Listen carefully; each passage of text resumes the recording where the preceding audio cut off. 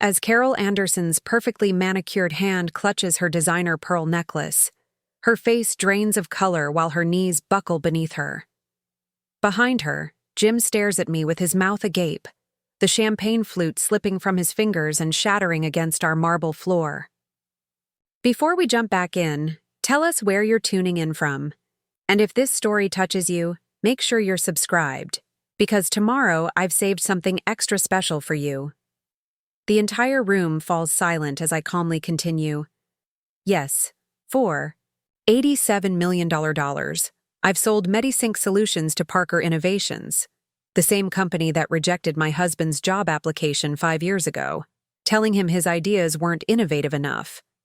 I take a sip of champagne, maintaining eye contact with my stunned mother-in-law as the paramedics rush in. The irony isn't lost on me. The little hobby business she told me to abandon to focus on giving her grandchildren just made me one of the wealthiest women in Colorado, and her precious son will now be working for the man who once called him mediocre. The morning of the announcement, I dressed with careful precision. A charcoal Armani suit paired with the simple emerald earrings I'd purchased after my first profitable quarter, not the diamond set Jim had given me, to look appropriate at his corporate events. My hair was pulled back in a sleek ponytail, my makeup subtle but flawless. I looked exactly like what I was, a CEO finalizing the most significant deal of her career. Not the lucky girl playing entrepreneur that Carol Anderson had labeled me at every family gathering for the past 5 years. Are you sure you want to wear that tonight, honey? Jim appeared in our bedroom doorway, already dressed in his custom-tailored suit. Mom mentioned everyone's dressing up for the announcement. His eyes skimmed over my outfit with that familiar look, the one that said I wasn't quite meeting expectations. I smiled, adjusting my earrings in the mirror. I'm dressed exactly right for tonight, Jim.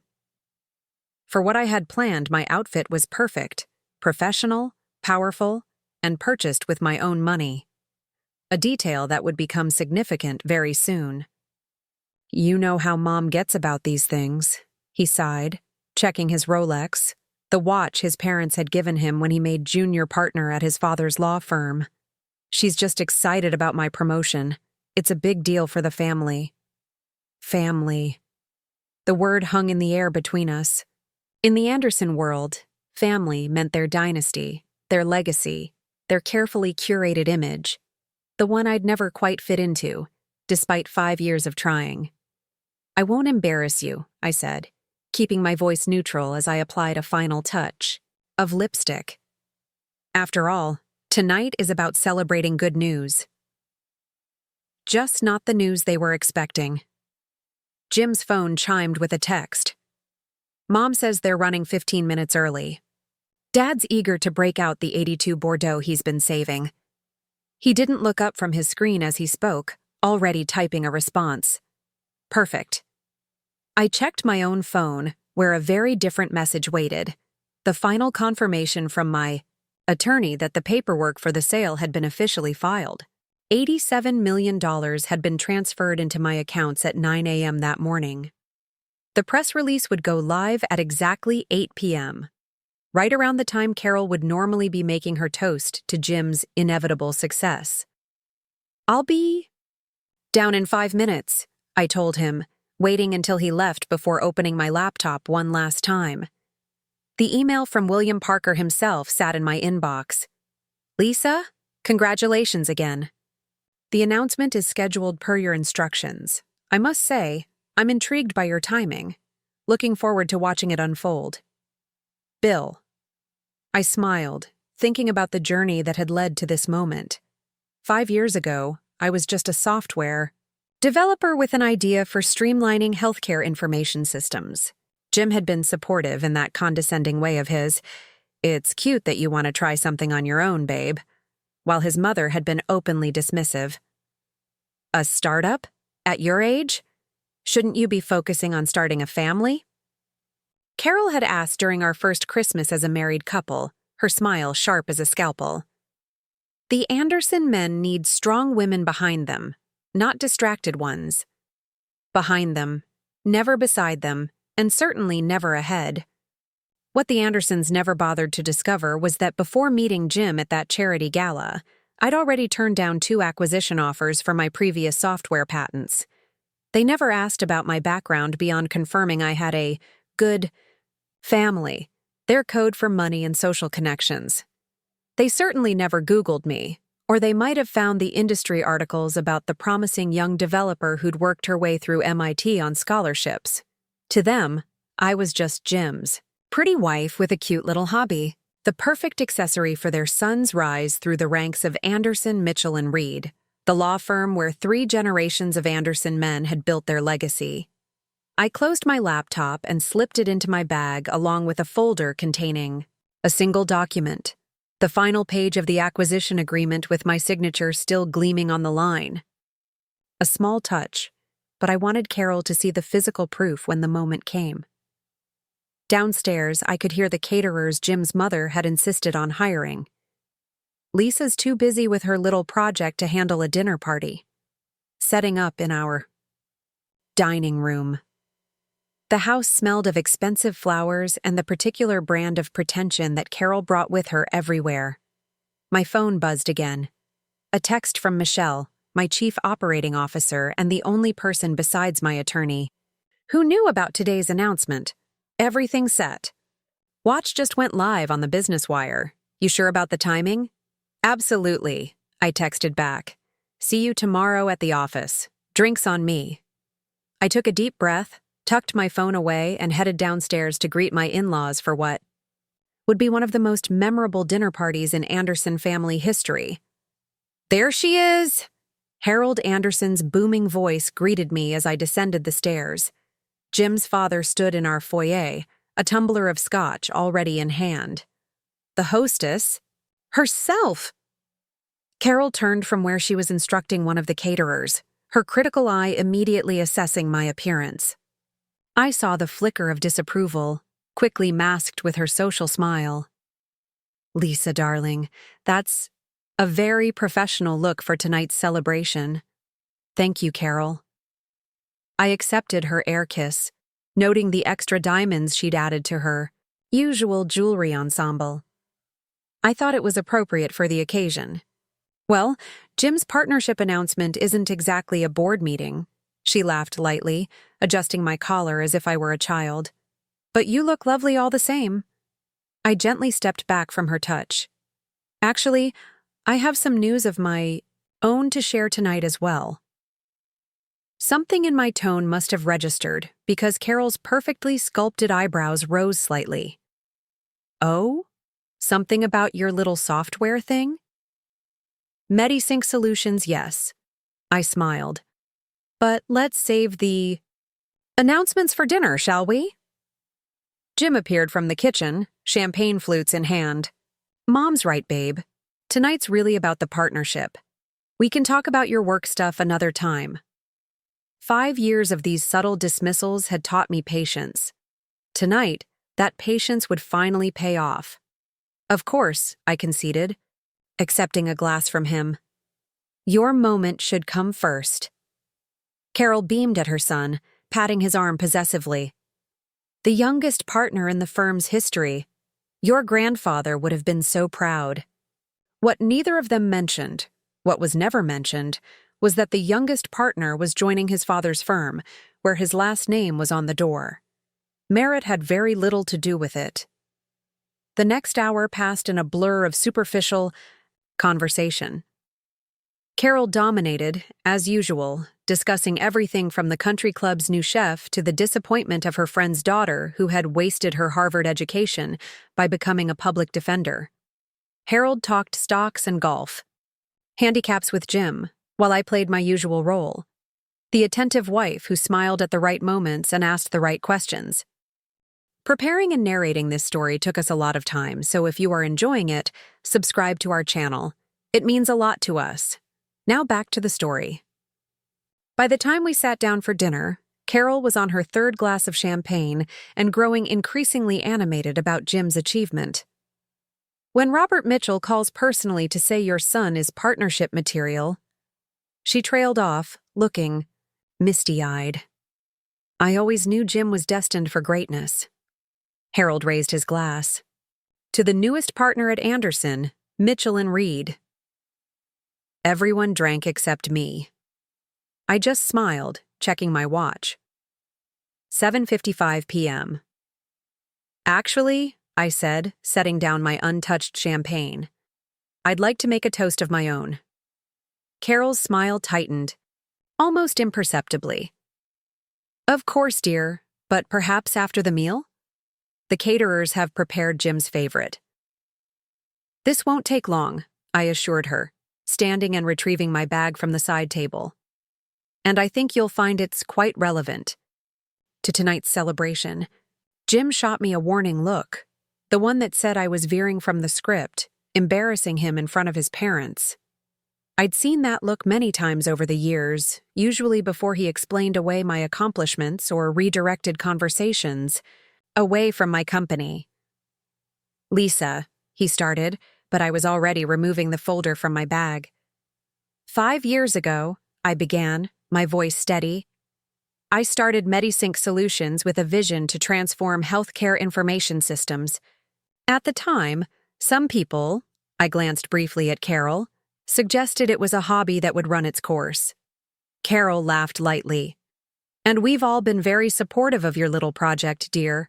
Very modern of you. Thank you for that. Support, I continued, opening the folder. Today, I'm pleased to announce that MediSync Solutions has been acquired by Parker Innovations for $87 million. The silence that followed was absolute. Harold's fork paused halfway to his mouth. Carol's smile froze in place, uncomprehending. Jim spoke first. What are you talking about? Parker Innovations? Bill Parker's company? The same Bill Parker who told you your ideas weren't innovative enough when you interviewed there after law school, I confirmed. Yes, that Parker Innovations. 87 million? Harold finally managed, his financial mind grasping the significance first. That's impossible. Your little software company was just revolutionizing how healthcare providers exchange critical patient information, I finished for him. Just securing contracts with 17 major hospital networks across the country. Just being valued at nearly 9 figures by one of the most discerning tech investors in the industry. I removed the acquisition agreement from the folder and placed it on the table. The deal closed this morning. The press release goes live in approximately, I checked my watch, 2 minutes. Carol's face had gone from frozen smile to ashen shock. You sold your company? Without discussing it with the family? Without consulting Jim? My company, I emphasized gently. And yes, I made the decision that was right for my business and my team. But Jim was staring at the agreement, at the number of zeros clearly visible on the final page. How did this happen? You never said anything about an acquisition. You never asked, I replied simply. In 5 years, not once did any of...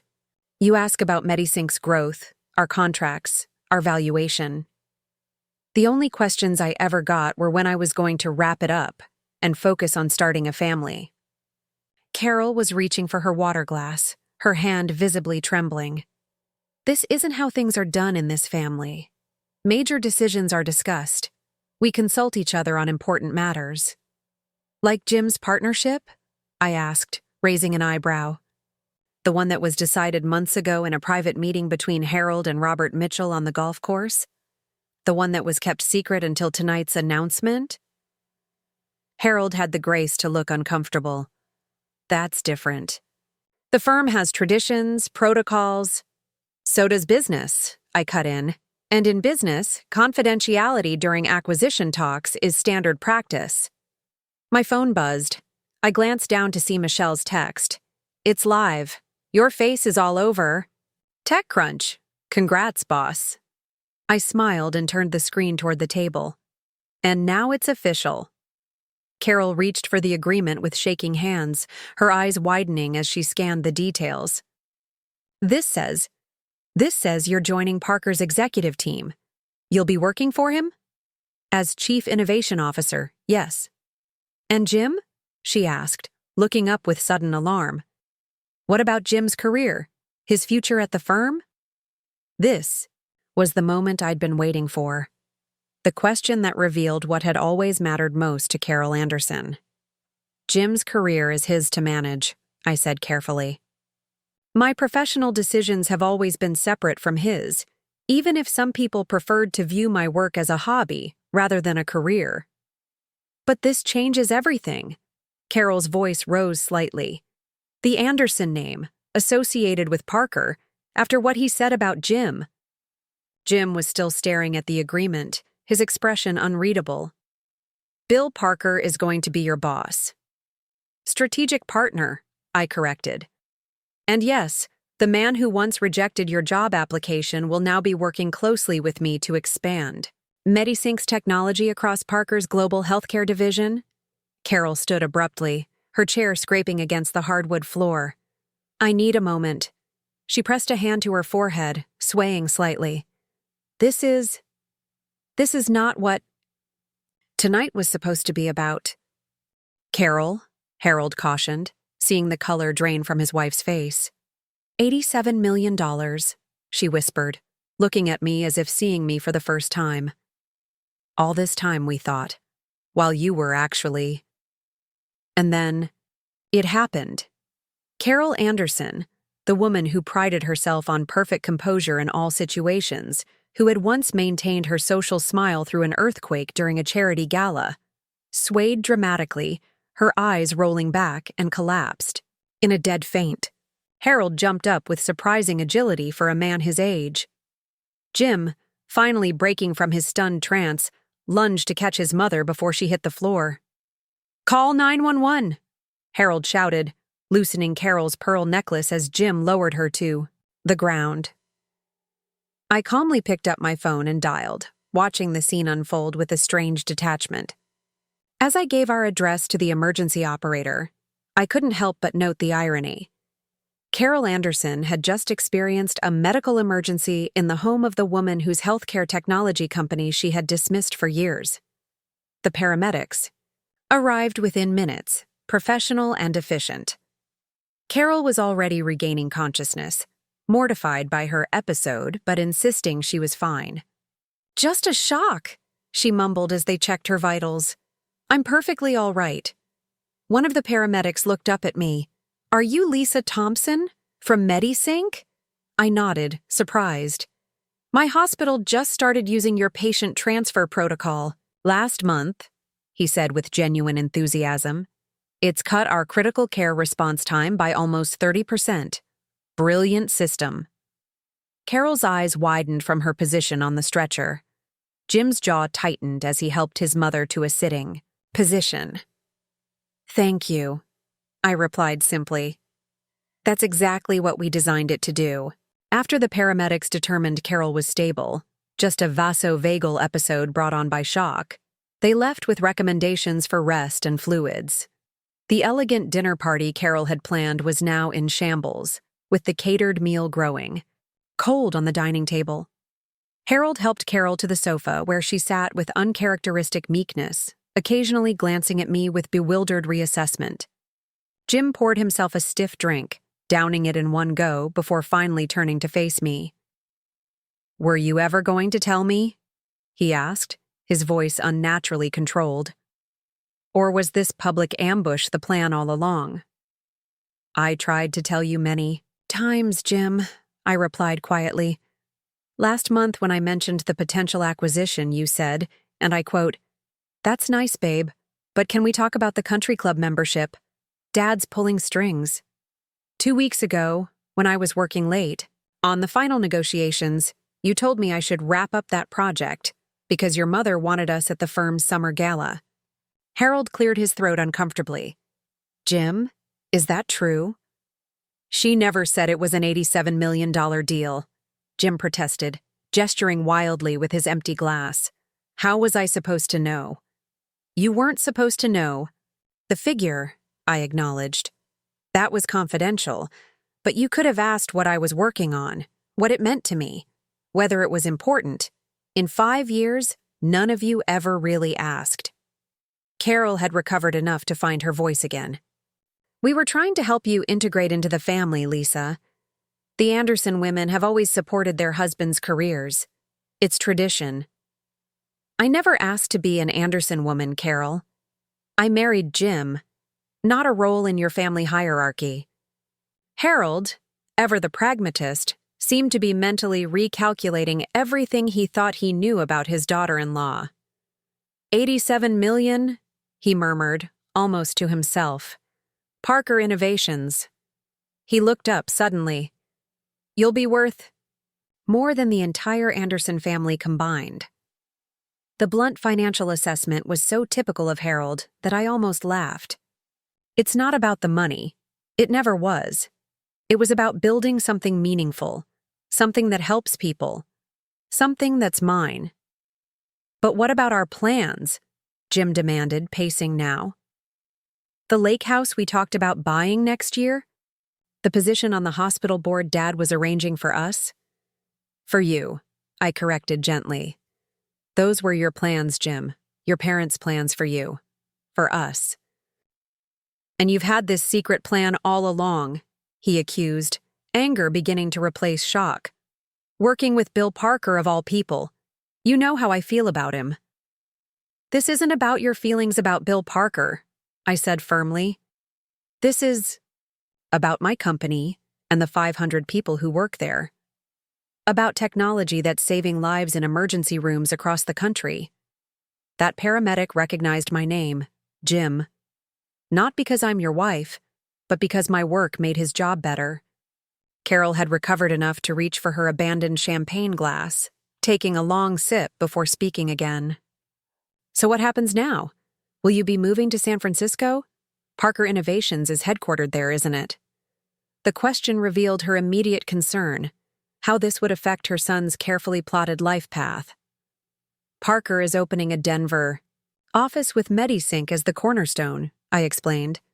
I'll be splitting my time between here and San Francisco, but my primary residence will remain in Colorado. And Jim? Carol pressed, unable to help herself. What about Jim's position in all this? I turned to my husband, whose face still registered shock and betrayal in equal measure. That's up to Jim. My career decisions have always been separate from his. That hasn't changed. Jim drained his second scotch, slamming the glass down with more force than necessary. You're working with the man who humiliated me, who said my ideas weren't good enough. Bill Parker rejected your job application, I clarified. That's business, not personal. Just like this acquisition is business, not personal. Not personal? Jim laughed bitterly. You announced this during the dinner celebrating my partnership? In front of my parents? How is that not personal? I considered his question carefully before answering. For 5 years, every accomplishment I've had has been minimized, ignored, or treated as a distraction from what really matters. Your career, your family's expectations. Tonight, I finally had something too significant to be dismissed. Something that demanded acknowledgement. Carol made a small, wounded sound. We never dismissed you, Lisa. We simply wanted you to understand the Anderson family values, our traditions.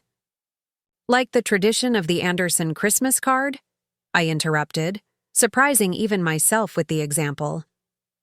The one where Carol dictated what we would wear, where we would stand, and then photoshopped my smile because it wasn't Anderson enough? Harold winced. Carol, you didn't. It was for the family image, Carol defended weakly. Lisa's smile was too assertive. The absurdity of the statement hung in the air. Finally, Harold broke the silence with an unexpected chuckle. That quickly grew into full-throated laughter. My God, he wheezed, wiping his eyes. All this time we've been treating you like a decorative addition to the family, and you've been building an 8-figure company under our noses. He raised his glass to me. Well played, Lisa. Absolutely well played. Carol looked at her husband, in shock. Harold, how can you... Oh, stop it, Carol. Harold cut her off with unusual firmness. The girl outmaneuvered all of us. Made us look like fools, truth be told. But damned if I can't appreciate a good strategic play when I see one. He turned to me with newfound respect. You'll have to tell me about this medical software of yours sometime. Properly, I mean. For the first time since I'd known him, Harold was seeing me as something other than his son's attractive, somewhat ornamental wife. I nodded, a small acknowledgement of this shift. I'd be happy to, Harold. Jim had moved to the window, staring out at the darkness, his back rigid with tension. So that's it? You dropped this bomb and we're all supposed to just adjust to your new reality? Yes, I said simply. Just like I've been adjusting to your family's vision of reality for 5 years. The difference is, I'm not asking you to pretend to be someone you're not. Carol had recovered enough of her composure to straighten her clothing and revert to what she knew best, social management. Well, this has certainly been unexpected, but I suppose congratulations are in order. The word seemed physically painful for her to say, though the timing could have been more considerate. Thank you, Carol, I accepted with deliberate graciousness. Your acknowledgement means a great deal. She flinched slightly, likely recognizing her own phrases repeated back to her. The same condescending formulation she'd used whenever I achieved something she deemed minor. My phone buzzed again with another message from Michelle. CNN Business picked up the story. You're trending on LinkedIn. The office is popping champagne. When are you coming in? Tomorrow morning, regular time, I texted back. Then, looking at the ruins of the dinner party around me, I added, things still unfolding here. Harold had moved to refill his drink, studying me with a calculating look that I recognized from Jim's more strategic moments. Parker will want to leverage the Anderson connection in the healthcare sector, he mused, already thinking of angles. Our firm has several major hospital groups as clients. That would be Bill's decision, I replied neutrally. And yours? My role is technology innovation, not business development. 87 million, Harold repeated, shaking his head with something like admiration. The firm's annual billings aren't even half that. Carol shot her husband a warning look, but the damage was done. The Anderson family myth, that the law firm represented the pinnacle of achievement, had just been casually undermined by Harold himself. Jim finally turned from the window. I need some air. He walked past us all and out the front door without another word, letting it slam behind him. Carol half rose to follow him, but Harold placed a restraining hand on her arm. Let him go, Carol. Boy's got some thinking to do. In the awkward silence that followed, I collected the acquisition document from the table and returned it to my bag. I think perhaps we should call it an evening. It's been eventful. Carol stood, smoothing her designer dress with trembling hands. Yes, well, I suppose Jim's partnership announcement can wait for another time. The irony of her statement wasn't lost on any of us. In the span of an hour, Jim's momentous achievement, the one Carol had been building up for weeks, had been reduced to an afterthought. Congratulations to Jim all the same, I said sincerely. He's worked hard for the partnership. Harold helped Carol gather her things, the evening clearly beyond salvation. We'll check on Jim, he assured me. Let him cool off a bit. As they prepared to leave, Carol paused at the door, turning to face me with an expression I'd never seen before, uncertainty mixed with a grudging reassessment. Lisa, she began, then stopped, seemingly at a loss for words. Finally, I misjudged you. We all did. Coming from Carol Anderson, this was the equivalent of a full apology and surrender combined. Yes, I agreed simply. You did. After they left, I stood alone in the quiet of our home, surrounded by the debris of the dinner party and 5 years of misperceptions. My phone continued to buzz with notifications, but I set it aside. taking a moment to absorb what had just happened.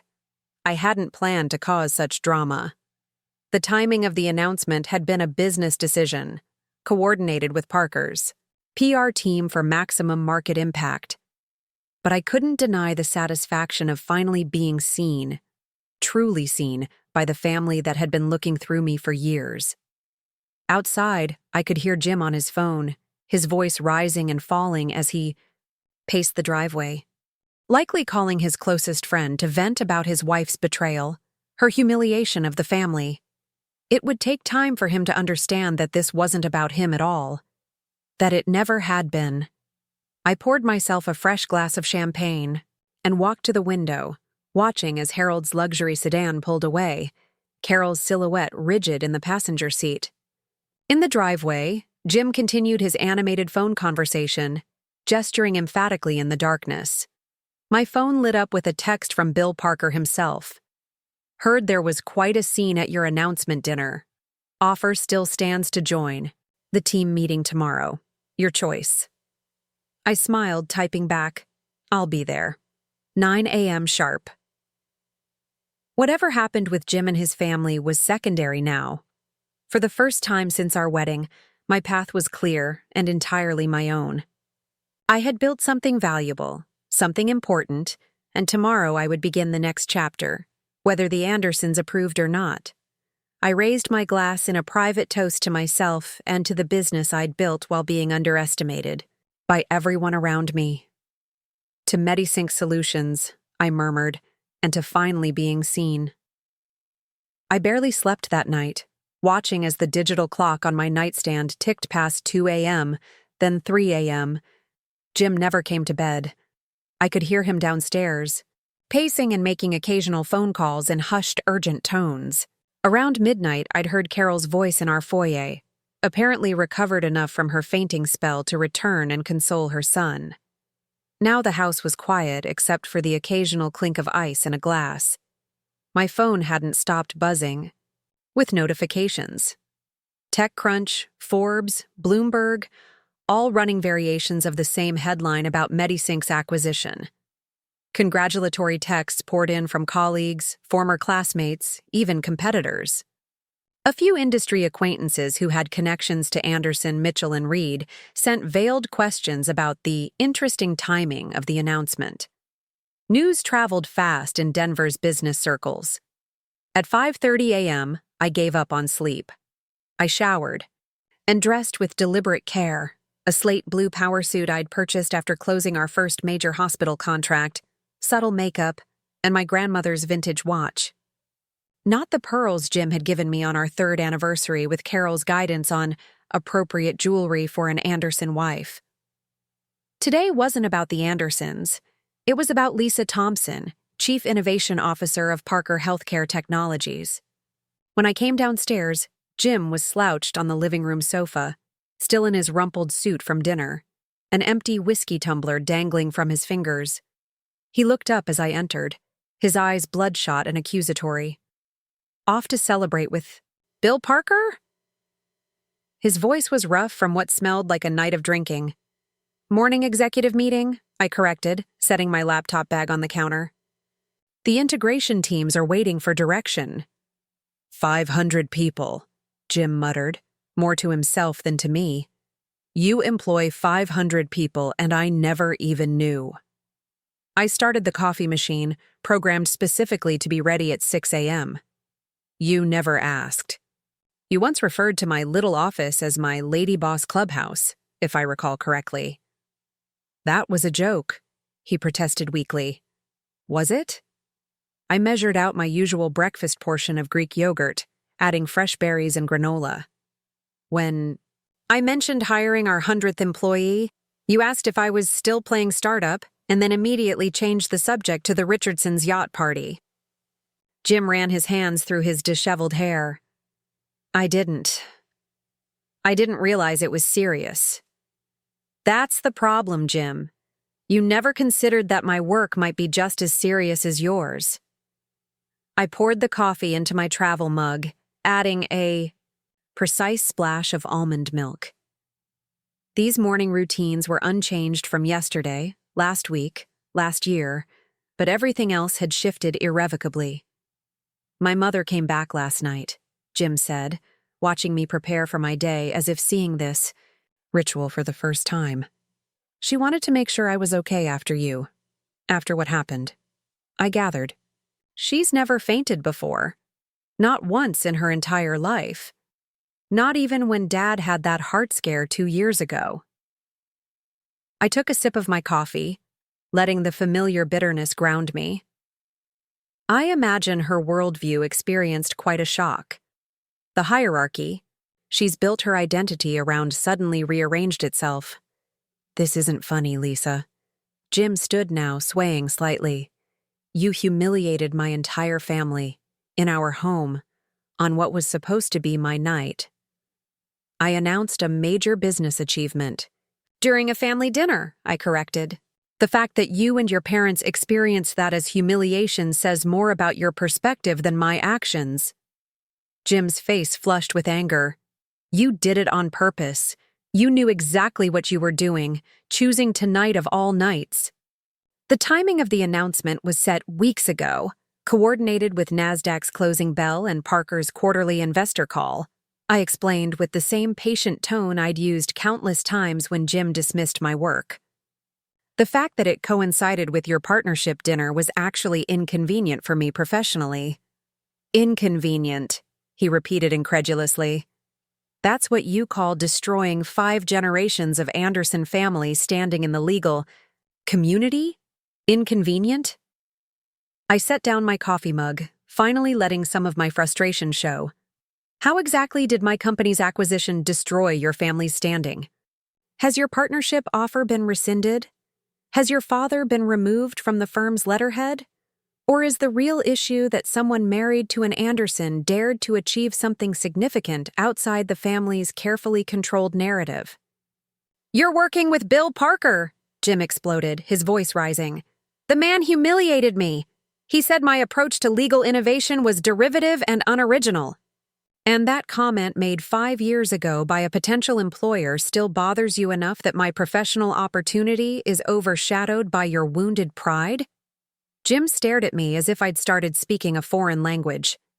It's Bill Parker, he repeated, as if the name alone explained everything. Yes, and he's now my strategic partner in building healthcare technology that's saving lives, I said evenly. Your personal feelings about him aren't relevant to that mission. Not relevant, Jim repeated hollowly. So that's where we stand. My feelings aren't relevant to your decisions. I sighed, feeling a wave of exhaustion that had nothing to do with my sleepless night. That's not what I said, Jim. But this particular decision, the sale of my company, was a business decision made for business reasons. It wasn't about you. Everything the Andersons do reflects on the family, Jim recited, sounding eerily like his mother. That's what being part of a legacy means. I didn't marry a legacy. I married you. I picked up my laptop bag and travel mug, checking my watch. We'll need to continue this discussion later. I have a meeting at 7 a.m. Of course you do, Jim said bitterly. Can't keep Bill Parker waiting. The meeting is with my leadership team, actually. People who've worked alongside me for years to build something meaningful. I paused at the door, looking back at my husband. This man I'd once thought saw me as an equal partner. When you're ready to talk about us, not about the Andersons, not about Bill Parker, but about you and me, I'll be here. He didn't respond, just turned away and reached for the whiskey decanter again. I closed the door quietly behind me, the morning air cool against my face as I walked to my car. The office was already buzzing when I arrived, despite the early hour. People were gathered in small clusters, talking excitedly, several wearing the company t-shirts we'd distributed at our last milestone celebration. As I swiped my keycard, the conversations paused, and then, to my complete surprise, the entire floor broke into applause. Michelle appeared at my side, grinning broadly. We were taking bets on whether you'd come in today or take a victory. Lap somewhere exotic. She handed me a fresh coffee. Figured you'd need reinforcements after last night's excitement. News travels fast, I observed dryly. Bill called me, she admitted. He was concerned about how the family dinner went, mentioned something about a medical emergency. Carol Anderson had a dramatic fainting spell when she realized her son's decorative wife was worth more than the entire Anderson family fortune. I couldn't keep the edge from my voice. Michelle winced. That bad, huh? Let's just say I won't be receiving any Mother-in-Law of the Year awards. I glanced around at the celebrating team members. Everyone seems happy about the acquisition. Are you kidding? The stock options alone have several people checking real estate listings this morning. Michelle lowered her voice. Plus, Parker's reputation for innovation means we might actually get to implement some of the more ambitious projects we've had on hold. I nodded, feeling a familiar surge of pride in what we'd built together. That's exactly why Parker was the right partner. They understand our vision. And the $87 million didn't hurt, Michelle added with a wry smile. The valuation reflects the quality of our work, I agreed, then gestured toward the conference room where several people were already gathering. Let's get this integration started. The morning passed in a whirlwind of meetings, conference calls, and planning sessions. Bill Parker himself dialed in for a brief congratulatory address to the team, his distinctively confident voice filling our largest conference room. MediSync represents exactly the kind of innovation we want to nurture at Parker, he told the assembled staff. Lisa Thompson has built something extraordinary here, not just technology that works, but technology that matters. Together, we're going to transform healthcare information systems across the globe. I watched my team's faces as he spoke, seeing the mixture of pride and excitement in their expressions. These people had believed in my vision when it was just lines of code and ambitious ideas. They'd worked late nights and weekends, solved seemingly impossible problems, and celebrated each small victory along the way. They deserved this moment. When Bill announced the retention bonuses and expanded stock options for all employees, the room erupted in cheers. I caught Michelle's eye across the table and saw her mouth worth it with a grin. It wasn't until the lunch break that I finally had a moment to check my personal phone. 27 missed calls and 43 text messages glowed accusingly on the screen. Most were from Jim, a few from Harold, and several from unknown numbers that I suspected were journalists trying to get comments about the acquisition. I scrolled through Jim's texts, watching his mood evolve from angry, "You planned this to humiliate me," to self-pitying, "After everything I've done for you," to conciliatory, "Can we please just talk?" The last one, sent about an hour ago, simply read, "Mom's at the house. She wants to speak with you. Please call." Harold's messages were more measured. "Quite a coup you've pulled off. Jim's taking it hard. Carol insists on making amends. Call when you can." Making amends, as if I were the one who had spent 5 years diminishing someone else's achievements. I was about to put my phone away when it buzzed with an incoming call from Bill Parker's direct line. "Lisa," his voice was warm when I answered. "How's the team holding up on day one? Excited, focused, ready to move forward?" I moved to the window of my private office, looking out at the Denver skyline. "Thank you for your words this morning. They meant a lot to everyone." "I meant every word," Bill assured me. "Your patient information exchange protocol is years ahead of anything else on the market, but that's not why I'm calling." I tensed slightly. "Oh, I just got off the phone with Harold Anderson," Bill said, his tone carefully neutral. "Interesting. Man. Wanted to discuss potential synergies between his law firm's healthcare clients and our newly expanded portfolio." "Harold doesn't waste time," I remarked, unsurprised. "He's always looking for angles." He also mentioned that his son, your husband, might be interested in heading up our legal division's regulatory compliance team. Bill paused significantly. "A position I don't recall creating." I closed my eyes briefly. Bill, I'm sorry. That's completely inappropriate. I had no idea Harold would. I assumed as much, Bill cut in smoothly. I just wanted you to know it happened. I told Harold that Parker Innovations maintains strict hiring protocols for all positions, especially leadership roles, and that no exceptions would be made, regardless of family connections. Thank you, I said, relieved and embarrassed in equal measure. I appreciate your handling it, and I apologize for Harold's presumption. No apology necessary. Bill's tone lightened. Though I must say, it puts our previous encounter with James Anderson in a new light. 5 years ago, when he interviewed for our legal innovation team, Jim has always felt you were particularly harsh in your assessment, I acknowledged. Bill chuckled. I recall being impressed by his credentials but concerned about his perspective. He seemed to believe that his family name should carry significant weight in my decision-making process. That sounded exactly like Jim, who had grown up in a world where the Anderson name opened doors automatically. Well, I said diplomatically, yesterday was quite a shock for the entire Anderson family. They're adjusting to a new reality. Indeed they are. Bill sounded amused. I look forward to seeing you at the executive retreat next weekend. The integration team could use your insight on the healthcare privacy compliance roadmap. After we disconnected, I sat quietly for a moment, absorbing the implications of Harold's call to Bill. Already the Andersons were maneuvering, looking for ways to capitalize on my achievement, to fold it into their family narrative. I shouldn't have been surprised, but somehow the speed of their pivot from dismissal to exploitation still caught me off guard. My office door opened and Michelle poked her head in. The hospital network team is ready for you in conference room. B. They've got questions about the integration timeline. I'll be right there, I assured her, setting my phone aside. The Andersons would have to wait. I had a company to transition.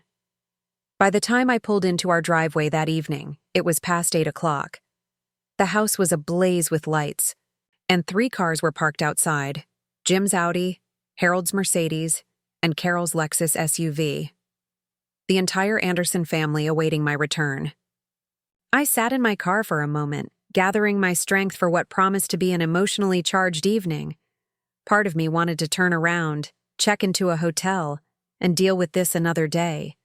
But postponing the inevitable wouldn't make it easier. As I approached the front door, I could hear voices inside. Carol's distinctive cadence rising above the others, then Jim's responding more deeply. I entered quietly, setting my keys on the side table in the foyer. The conversation in the living room stopped abruptly. 3 heads turned to face me. Lisa. Harold stood first, his tone carefully cordial. Thank you for joining us. I raised an eyebrow at the phrasing. I live here, Harold. Carol rose from the sofa, her usual impeccable appearance slightly diminished by the events of the previous night. Her makeup was flawless as always, but there was a new hesitancy in her bearing.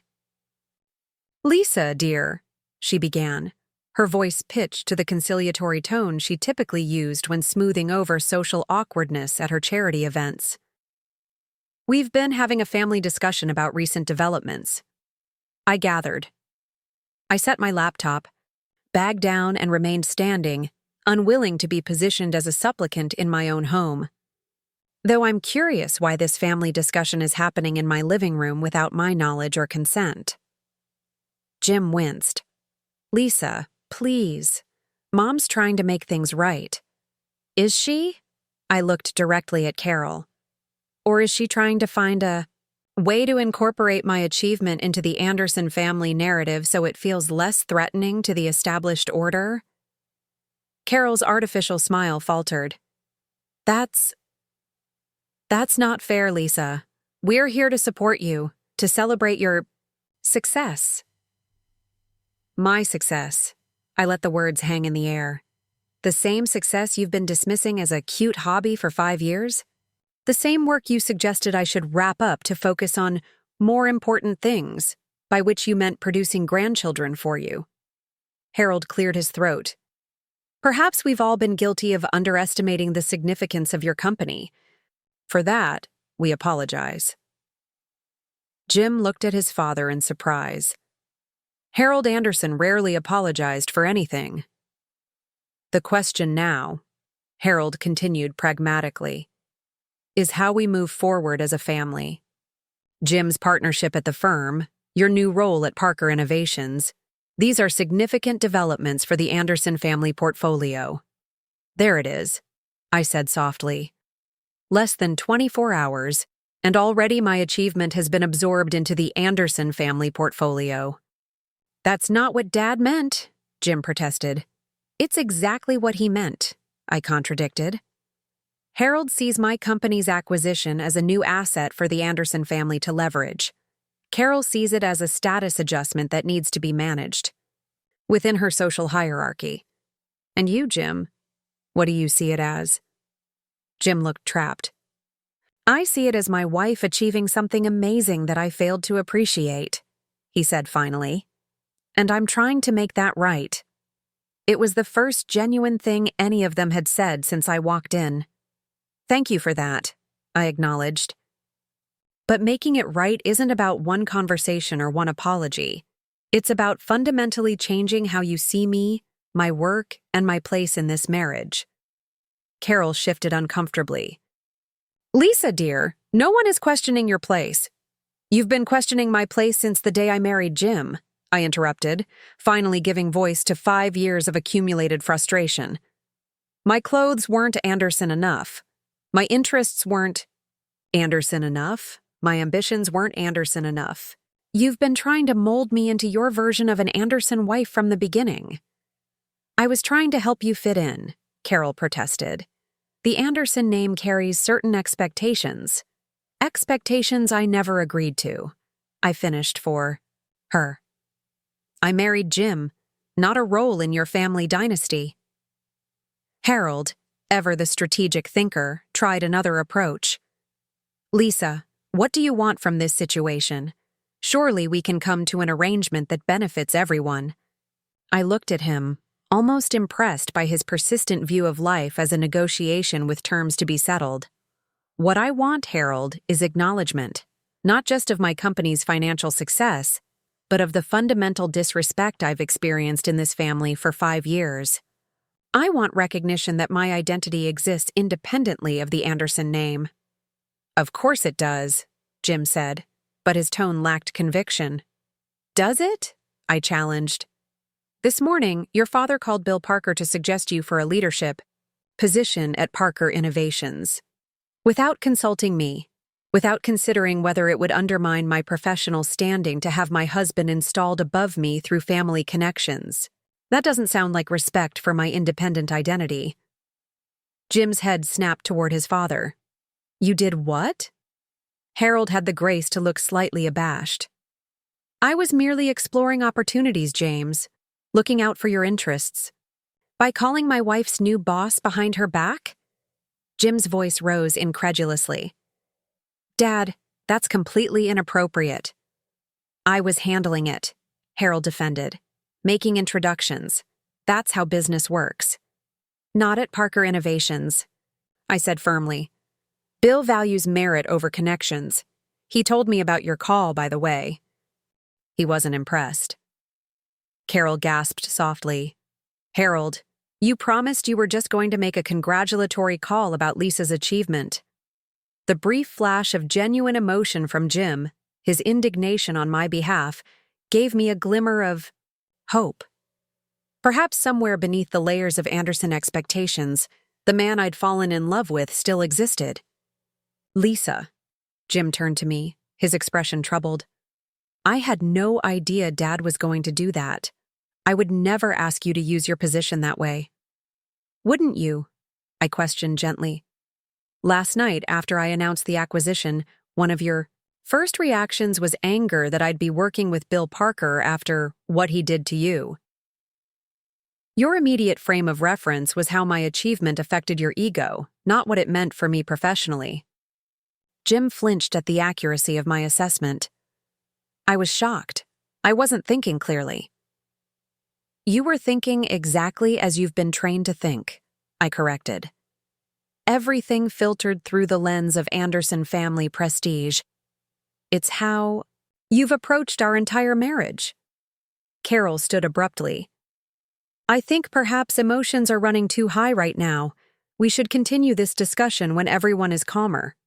That's your solution to every uncomfortable conversation, Carol, I observed. Postpone it until the feelings can be buried and everyone can pretend harmony has been restored. But nothing gets resolved that way. What would resolve this for you, Lisa? Harold asked bluntly. What specific action are you looking for from us? It was such a lawyer's question, seeking definable terms, measurable outcomes, but the issue at hand wasn't so easily quantified. I don't have a checklist of demands, Harold. What I need is a fundamental shift in how this family perceives me and my work. And that kind of change doesn't happen in one conversation. Jim moved closer to me, his expression torn between his lifelong deference to his parents and his desire to support his wife. Lisa's right, he said finally. We've all been seeing her through the Anderson lens instead of appreciating who she actually is. I'm as guilty of that as anyone. Maybe more so. Carol looked stricken. James, no one is saying we haven't appreciated Lisa. But we haven't, Mom, Jim interrupted with surprising firmness. Not really. Dad's calling Bill Parker behind her. Back proves it. We're still trying to control the narrative instead of just being proud of what she's accomplished. For the first time since I'd known him, Jim was standing up to his parents on my behalf. It was a small step, but a significant one. Harold, sensing a shift in the family dynamics, adjusted his approach. Perhaps we should take some time to reflect on what Lisa has said. It's been a transformative 24 hours for everyone.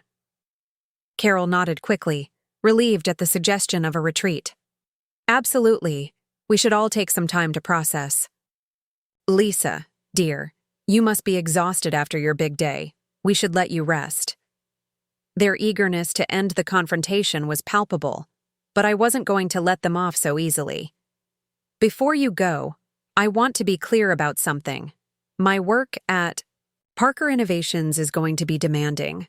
I'll be traveling frequently, making decisions that affect thousands of people. That's my priority right now. If the Anderson family can't respect that, then we have a larger problem than can be solved in one evening. Of course we respect your work, Carol assured me hastily. We're immensely proud of what you've accomplished.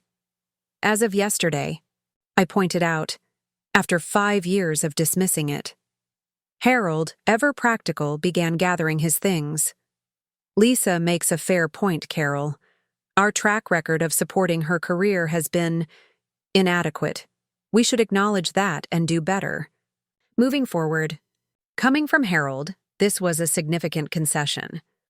Carol looked at her husband in surprise, then nodded reluctantly. Yes, well, we certainly want to be supportive. As they prepared to leave, Jim walked his parents to the door.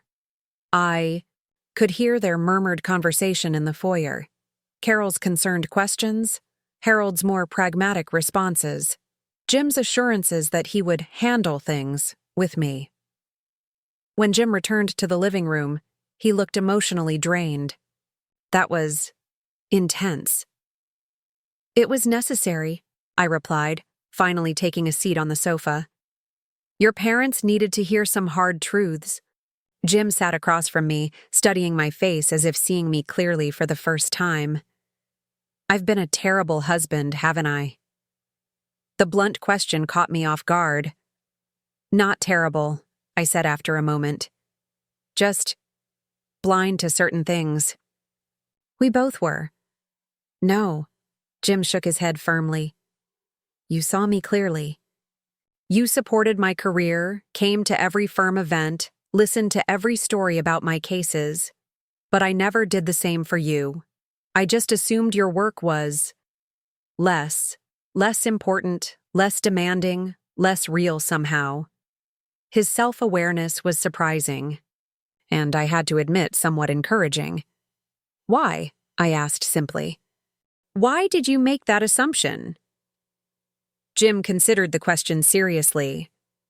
I think I've been living my whole life inside the Anderson bubble, where the family name and legacy are the most important things, where success is measured by very specific metrics: law firm partnership, country club membership, the right address, the right connections. He ran a hand through his hair, a gesture of frustration. I never questioned any of it until yesterday, when I saw what you'd built while I wasn't even paying attention. And how did that make you feel? I asked, genuinely curious about his perspective. Beyond the initial shock and anger. Honestly? Jim met my eyes directly. Ashamed and a little lost. Like I've been chasing the wrong things while you were doing something that actually matters. It was the most honest conversation we'd had in years, possibly ever. For the first time since the acquisition announcement, I felt a flicker of hope for our marriage. MediSync matters, I acknowledged. Saving lives through better information systems matters. But your work matters too, Jim. The difference is that you've been doing it to fulfill Anderson expectations, not because it's your passion. Jim looked startled by my insight. How did you know that? Because I've watched you for 5 years, I said simply. You're most alive when you're working on your pro bono cases, helping actual people with actual problems. The corporate work that impresses your father, that just drains you. Jim was quiet for a long moment, absorbing this truth about himself. I don't know how to reconcile all this, he admitted finally. My parents, your new position, my partnership. It's all colliding in ways I never anticipated. We don't have to figure it all out tonight, I said, feeling the exhaustion of the past 24 hours catching up with me. But we do need to decide if we're moving forward together or separately. And that means you'll have to make some hard choices about who you want to be, an Anderson first, or your own person first. I want to be your husband first, Jim said, quietly. I just need to figure out what that actually means now. It wasn't a solution, but it was a starting point. As I headed upstairs to shower and change out of my work clothes, I felt a weight lifting. Not because everything was resolved, but because for the first time in our marriage, we were at least acknowledging the real issues. My phone buzzed with a text from Michelle. First day down. You crushed it, boss. Tomorrow we tackle the hospital integration protocol. I smiled, typing back. Wouldn't miss it. 7 a.m. sharp. Whatever happened with Jim and the Anderson family, my path forward was clear. I had built something valuable, something meaningful, and now I had the resources and platform to expand its impact. The personal complications would sort themselves out in time. As I changed into comfortable clothes, I caught sight of my reflection in the bedroom mirror. I looked different somehow, more confident, more defined. Less like someone trying to fit into someone else's idea of who she should be. For the first time in 5 years, I felt fully like myself. Lisa Thompson, healthcare technology innovator. The Andersons would either adapt to this reality, or they wouldn't. Either way, I was moving forward. The next morning, I woke before my alarm. Pale dawn light filtered through the curtains as I slipped quietly from bed, careful not to wake Jim. He had tossed and turned most of the night, finally falling into a restless sleep around 3 a.m. I stood for a moment, looking down at his troubled face. Even in sleep, he seemed conflicted, his brow furrowed with the weight of expectations and realizations. In the kitchen, I prepared my usual breakfast and checked my schedule for the day. The integration team had back-to-back meetings scheduled, and Bill Parker was flying in for an afternoon press conference at our Denver headquarters. A text from Michelle reminded me to prepare talking points for the healthcare industry journalists who would attend. As I was gathering my things to leave, Jim appeared in the doorway, looking haggard, but determined. "You're up early," I observed, pouring a second cup of coffee and sliding it across the counter to him. "Couldn't sleep." He accepted the coffee, with a grateful nod. I kept thinking about what you said last night, about me chasing the wrong things. I waited, giving him space to continue. I called the hospital pro bono program this morning, he said, watching my reaction carefully. Asked them if they still needed help with the patient advocacy initiative. The patient advocacy program was something Jim had mentioned almost a year ago, a project to provide legal support for low-income families navigating complex medical decisions. He'd been excited about it until Harold had pointed out that it wouldn't help his partnership track. They said yes? I asked, genuinely pleased. Jim nodded. They seemed surprised to hear from me. Said they'd given up on Anderson, Mitchell, and Reed after Dad made it clear the firm's pro bono hours were better spent on corporate image cases. But you're going to do it anyway? I'm going to try. Jim sipped his coffee, a small act of defiance against the Anderson legacy. It might complicate things at the firm, but I need to figure out what actually matters to me. It was a tiny step, but a meaningful one. For perhaps the first time in our marriage, Jim was making a choice based on his own values rather than Anderson expectations. I think that's great, I said sincerely. The program would be lucky to have you. Jim's phone buzzed with an incoming call, his father's name flashing on the screen. He stared at it for a moment, then deliberately pressed decline. Dad can wait, he said with a newfound firmness. I wanted to ask you something first. I raised an eyebrow, intrigued by this small rebellion. Would it be possible for me to visit MediSync sometime? To actually see what you've built? Jim looked almost shy asking this, aware of how revealing the question was. In 5 years, he had never once asked to tour my company. Of course, I replied, surprised and touched by the request. Though it might be better to wait a few days. With the acquisition news, things are pretty chaotic right now. Right, of course. Jim looked down at his coffee. I just realized, I've never even seen your office. Not really. I dropped you off once for that holiday party, but I didn't come in. Because you had that important client dinner with your father, I recalled. Jim winced, which turned out to be drinks at the club with Dad's golf buddies. Not exactly crucial legal business. The admission hung between us, a small acknowledgement of the imbalance that had defined our relationship for years. I'd like to show you MediSync, I said, checking my watch. Maybe next week once the initial integration dust settles? Jim nodded, looking relieved. I'd like that. As I drove to the office, I found myself cautiously hopeful. Jim's desire to see my workplace, his interest in the pro bono program, these were small signs that perhaps he was beginning to see beyond the Anderson bubble. Whether it would last remained to be seen, but it was more self-awareness than he'd shown in 5 years of marriage.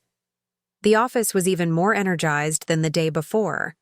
The PR team had transformed our lobby with new signage reflecting the Parker Innovations partnership, and several news crews were setting up for the afternoon press conference.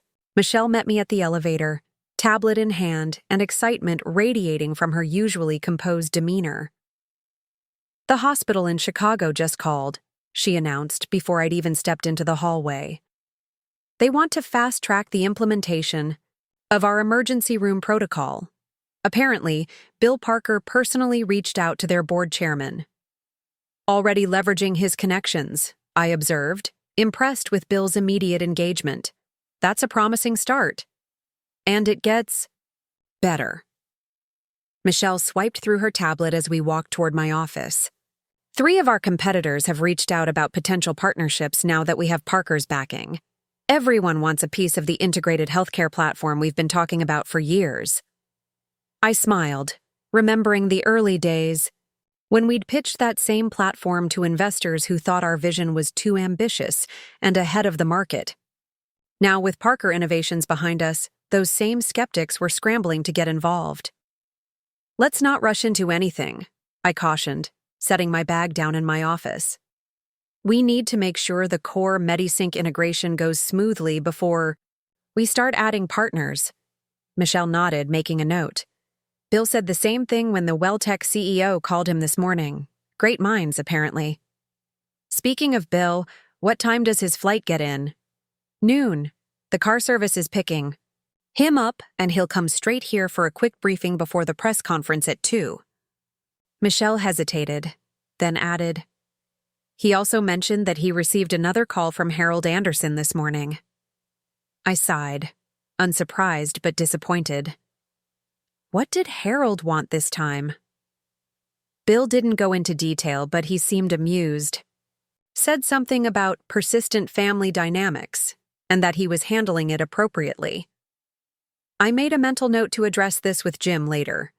Harold's continued interference was exactly the kind of boundary issue we needed to resolve if our marriage had any chance of evolving. Let's focus on the integration timeline, I suggested, steering us back to business matters. The sooner we get the technical teams aligned, the better. The morning passed in a blur of conference calls, technical discussions, and preparation for the press event. Around 11, my assistant alerted me to a delivery in the lobby, an elaborate flower arrangement that required 2 people to carry it to my office. The card read simply, "Congratulations on your visionary leadership. Your mother-in-law, Carol Anderson." Michelle whistled softly when she saw it. That's either a genuine olive branch or the most passive-aggressive gesture I've ever seen. With Carol, it's probably both, I replied, reading the card again. The formal wording, your mother-in-law rather than just Carol, suggested she was still establishing boundaries and hierarchy even in her attempt at reconciliation. Are you going to call her? Michelle asked. I considered the question. Not right now. I appreciate the gesture, but we have more important things to focus on today. By the time Bill Parker arrived, the office was buzzing with anticipation. At 55, Bill had the confident bearing of someone used to commanding attention without demanding it. His salt and pepper hair and casual but impeccable attire projected the perfect balance of authority and approachability that had become Parker Innovations' brand identity. Lisa, he greeted me warmly, clasping my hand in both of his. Congratulations again on building such an extraordinary team. Thank you for recognizing their value, I replied, genuinely appreciative of his focus on the collective achievement rather than just my individual role. As we walked toward the conference room for our pre-press briefing, Bill gestured toward the massive flower arrangement visible through my office door. From the Andersons?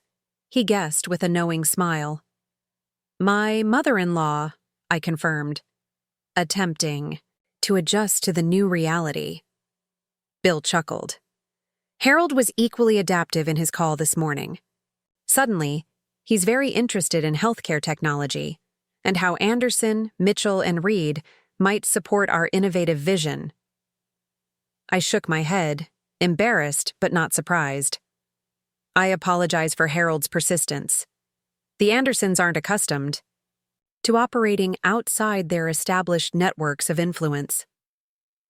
No apology necessary, Bill assured me as we took our seats at the conference table. I've dealt with family dynamics in business for 30 years. The Andersons are actually relatively straightforward compared to some. We were joined by Michelle and the PR team who ran through the schedule for the press conference and the key messages we wanted to emphasize. Bill listened attentively, occasionally adding insights about how to position the acquisition within Parker's broader healthcare strategy. One last thing, Bill said as the briefing concluded. I've had several inquiries about your husband's role in all this. Given the Anderson name's prominence in Denver legal circles, it's natural that journalists would make the connection. I tensed slightly. What are they asking specifically? Mostly whether James was involved in negotiating the deal, whether there's any tie to Anderson, Mitchell, and Reed. Bill watched my reaction carefully. I've instructed our PR team to emphasize that this was a standard acquisition process led by you and your executive team, with no involvement from your husband or his firm. Thank you, I said, relieved at his clear boundaries. That's exactly right. However, Bill continued, It might be helpful if we had a consistent response ready in case you're asked directly about your husband. Something that acknowledges your personal connection without suggesting any professional entanglement. I considered this thoughtfully. I can simply state that while my husband is proud of MediSync's achievement, his legal practice is entirely separate from my work in my healthcare technology. Bill nodded approvingly. Perfect, direct, clear, and non-controversial. As we prepared to head to the press conference, my phone buzzed with a text from Jim. Just saw the news alert about your press conference with Parker. Good luck. I'm proud of you. The simple message caught me off guard with its sincerity. No Anderson posturing, no concern about his own image, just straightforward support. I quickly texted back a thank you, feeling a cautious optimism about the small shifts in our relationship. The press conference went exactly as planned. Bill and I presented a united vision for the future of healthcare information systems, emphasizing how the integration of Parker's global platform with MediSync's innovative protocols would transform patient care. The assembled journalists asked thoughtful questions about implementation timelines, regulatory challenges, and market expansion plans. It wasn't until the formal Q&A was wrapping up that a local business reporter raised his hand with a final question. Ms. Thompson, given your husband's position at Anderson, Mitchell & Reed, and their significant healthcare client base, will the law firm be involved in the integration process or future legal matters for the combined company? I could feel Bill tense slightly beside me, though his expression remained neutral. This was exactly the type of question we'd hoped to avoid, one that implied nepotism or conflicts of interest. Anderson, Mitchell & Reed is one of many respected law firms in the Denver area, I replied smoothly. Parker Innovations works with legal partners across all its divisions based on specific expertise and needs. My husband's career is separate from my work in healthcare technology, and both of us respect that professional boundary. The reporter looked like he wanted to follow up, but the moderator smoothly intervened, thanking everyone for coming and announcing that Bill and I would be available for brief one-on-one comments afterward. Nicely handled, Bill murmured as we stepped away from the podium. Clear but not defensive. I smiled appreciatively, though inwardly I was troubled by the question. It highlighted the complications that would inevitably arise from the intersection of my professional achievement with the Anderson family expectations. After the press conference concluded and the reporters had gotten their final quotes, Bill and I retreated to my office for a brief debrief before his flight back to San Francisco. Overall, I'd call that a success, Bill declared, settling into the chair across from my desk. The market is responding positively, and the healthcare industry publications are giving us the serious analysis we wanted. The team is energized, I agreed, though I'm concerned about managing expectations in the short term. Some of the hospital administrators are already calling about accelerated implementation timelines. Bill nodded thoughtfully. That's a good problem to have, but I take your point. We should be careful not to overpromise in the excitement of the moment. As we discussed next steps and immediate priorities, my office phone lit up with an incoming call from the lobby security. Disco. Ms. Thompson, there's a Mrs. Anderson here to see you. She doesn't have an appointment but insists it's important. I stared at the phone in disbelief. Carol had actually come to my office? Without calling first? I can handle this another time, I told the security desk. Please tell Mrs. Anderson I'm in meetings all afternoon. She says she'll wait, the security guard replied, sounding uncomfortable. She's, already taking a seat in the lobby. Bill raised an eyebrow, clearly intrigued by this development. Family dynamics continue to evolve, I see. I sighed, torn between irritation at Carol's presumption and curiosity about what could have prompted this unprecedented visit. I'm sorry about this, Bill. Would you mind if I dealt with it quickly? Otherwise, she'll likely still be sitting there when we finish our meeting. By all means, Bill said, rising from his chair. I should check in with my team in San Francisco anyway. Take whatever time you need." After Bill stepped out, I took a moment to collect myself before calling down to the lobby. "Please escort Mrs. Anderson up." A few minutes later, my assistant showed Carol into my office. My mother-in-law had clearly dressed for the occasion in what I recognized as her important charity board meeting outfit.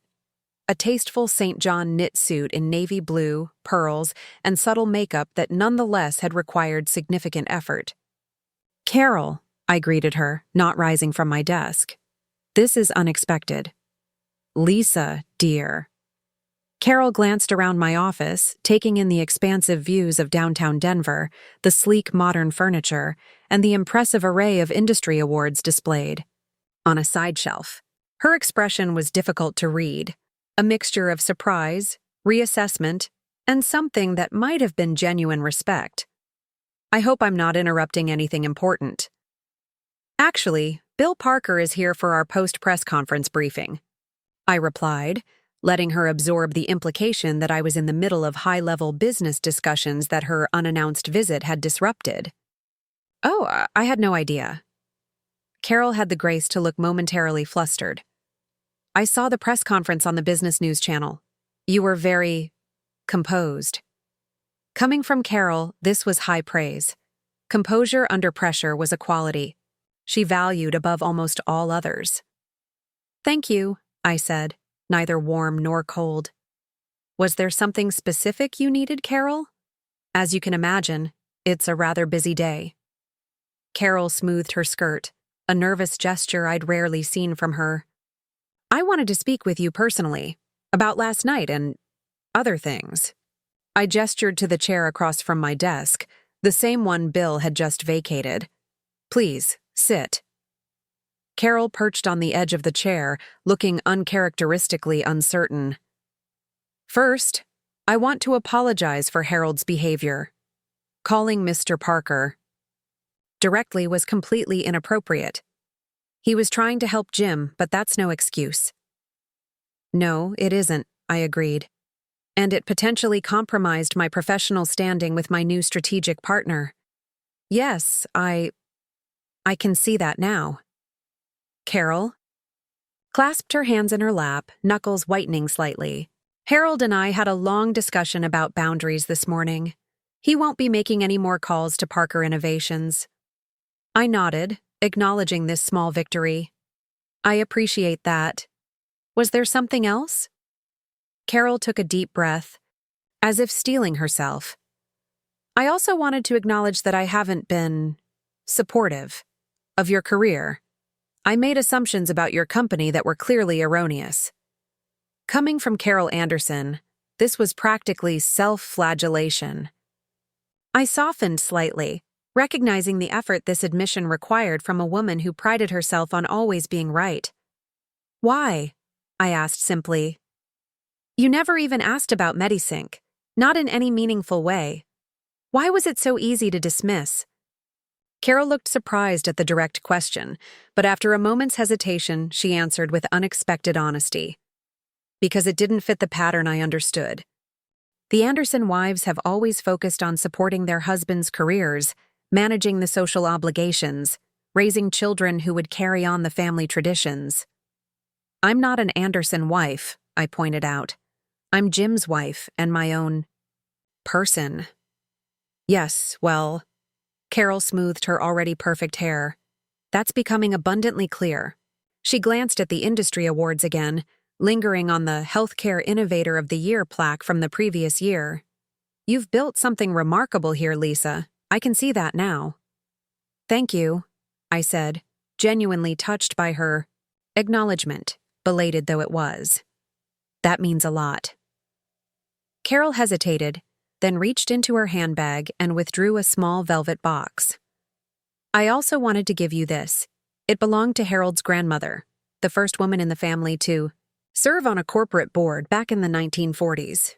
She was quite progressive for her time." She placed the box on my desk and opened it to reveal an elegant Art Deco brooch, emerald and diamonds set in platinum. "It's traditionally given to the Anderson woman who most embodies independence and achievement," Carol continued. Harold's mother gave it to me when I reorganized the family foundation and doubled its endowment. I'd like you to have it now." I stared at the brooch, then at Carol, astonished by the gesture. This wasn't just any family jewelry. It was a specific acknowledgement of my place in the Anderson hierarchy, but not in the way Carol had previously tried to define it. This was recognition of achievement on my own terms. "Carol, I don't know what to say," I admitted, genuinely moved. "You don't need to say anything." Carol's smile was more genuine than I'd ever seen it. "Just know that while I may be slow to adapt, I do recognize excellence when I see it. Eventually." It was as close to a real apology as Carol Anderson was capable of offering, and I accepted it in the spirit intended. "Thank you," I said, carefully closing the velvet box. "I'll treasure it." Carol's posture relaxed slightly, mission accomplished. "Now about the hospital board position Harold mentioned." I held up a hand, stopping her before she could revert to her usual managing mode. "Carol, I appreciate the gesture with the brooch, truly, but my professional decisions will continue to be my own. If the hospital board is something I decide to pursue in the future, it will be because it aligns with my goals for MediSync and healthcare innovation, not because it's an expected Anderson family station." Carol looked momentarily taken aback, but then nodded slowly. "Of course, I understand." She didn't, not fully, but she was trying, and that was more than I would have expected 2 days ago. As Carol prepared to leave, she paused at the door. "One more thing, Lisa, about Jim." I tensed slightly. "Yes?" "He called us this morning to say he's taking on that hospital patient advocacy program, the pro bono work Harold advised against." Carol's expression was complex, concern mixed with a hint of pride. "He seems quite determined." "It's a good program," I said neutrally. "The work is meaningful." Carol studied me for a moment. "You encouraged this?" "I encouraged Jim to figure out what matters to him," I clarified. "Beyond the Anderson expectations." To my surprise, Carol nodded thoughtfully. "Perhaps that's not entirely a bad thing. Harold and I may have been somewhat rigid in our vision for Jim's path." It was the closest thing to self-awareness I'd ever heard from Carol regarding her parenting approach. "Jim has always wanted to make a difference," I said carefully. "Sometimes the Anderson focus on prestige and connections has overshadowed that."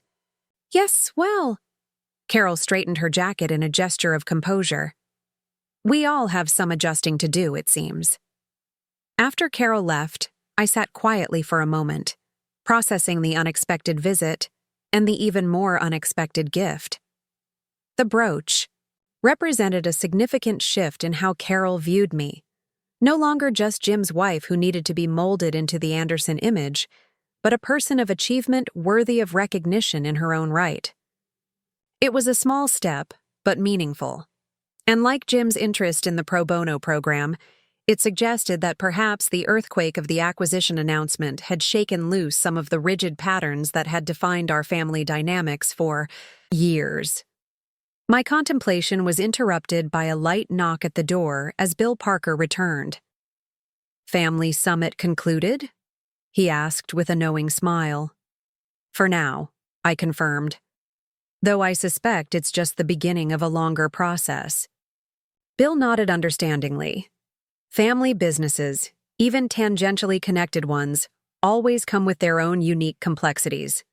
The key is maintaining clear boundaries between personal relationships and professional decisions. "Exactly what I'm trying to establish," I agreed.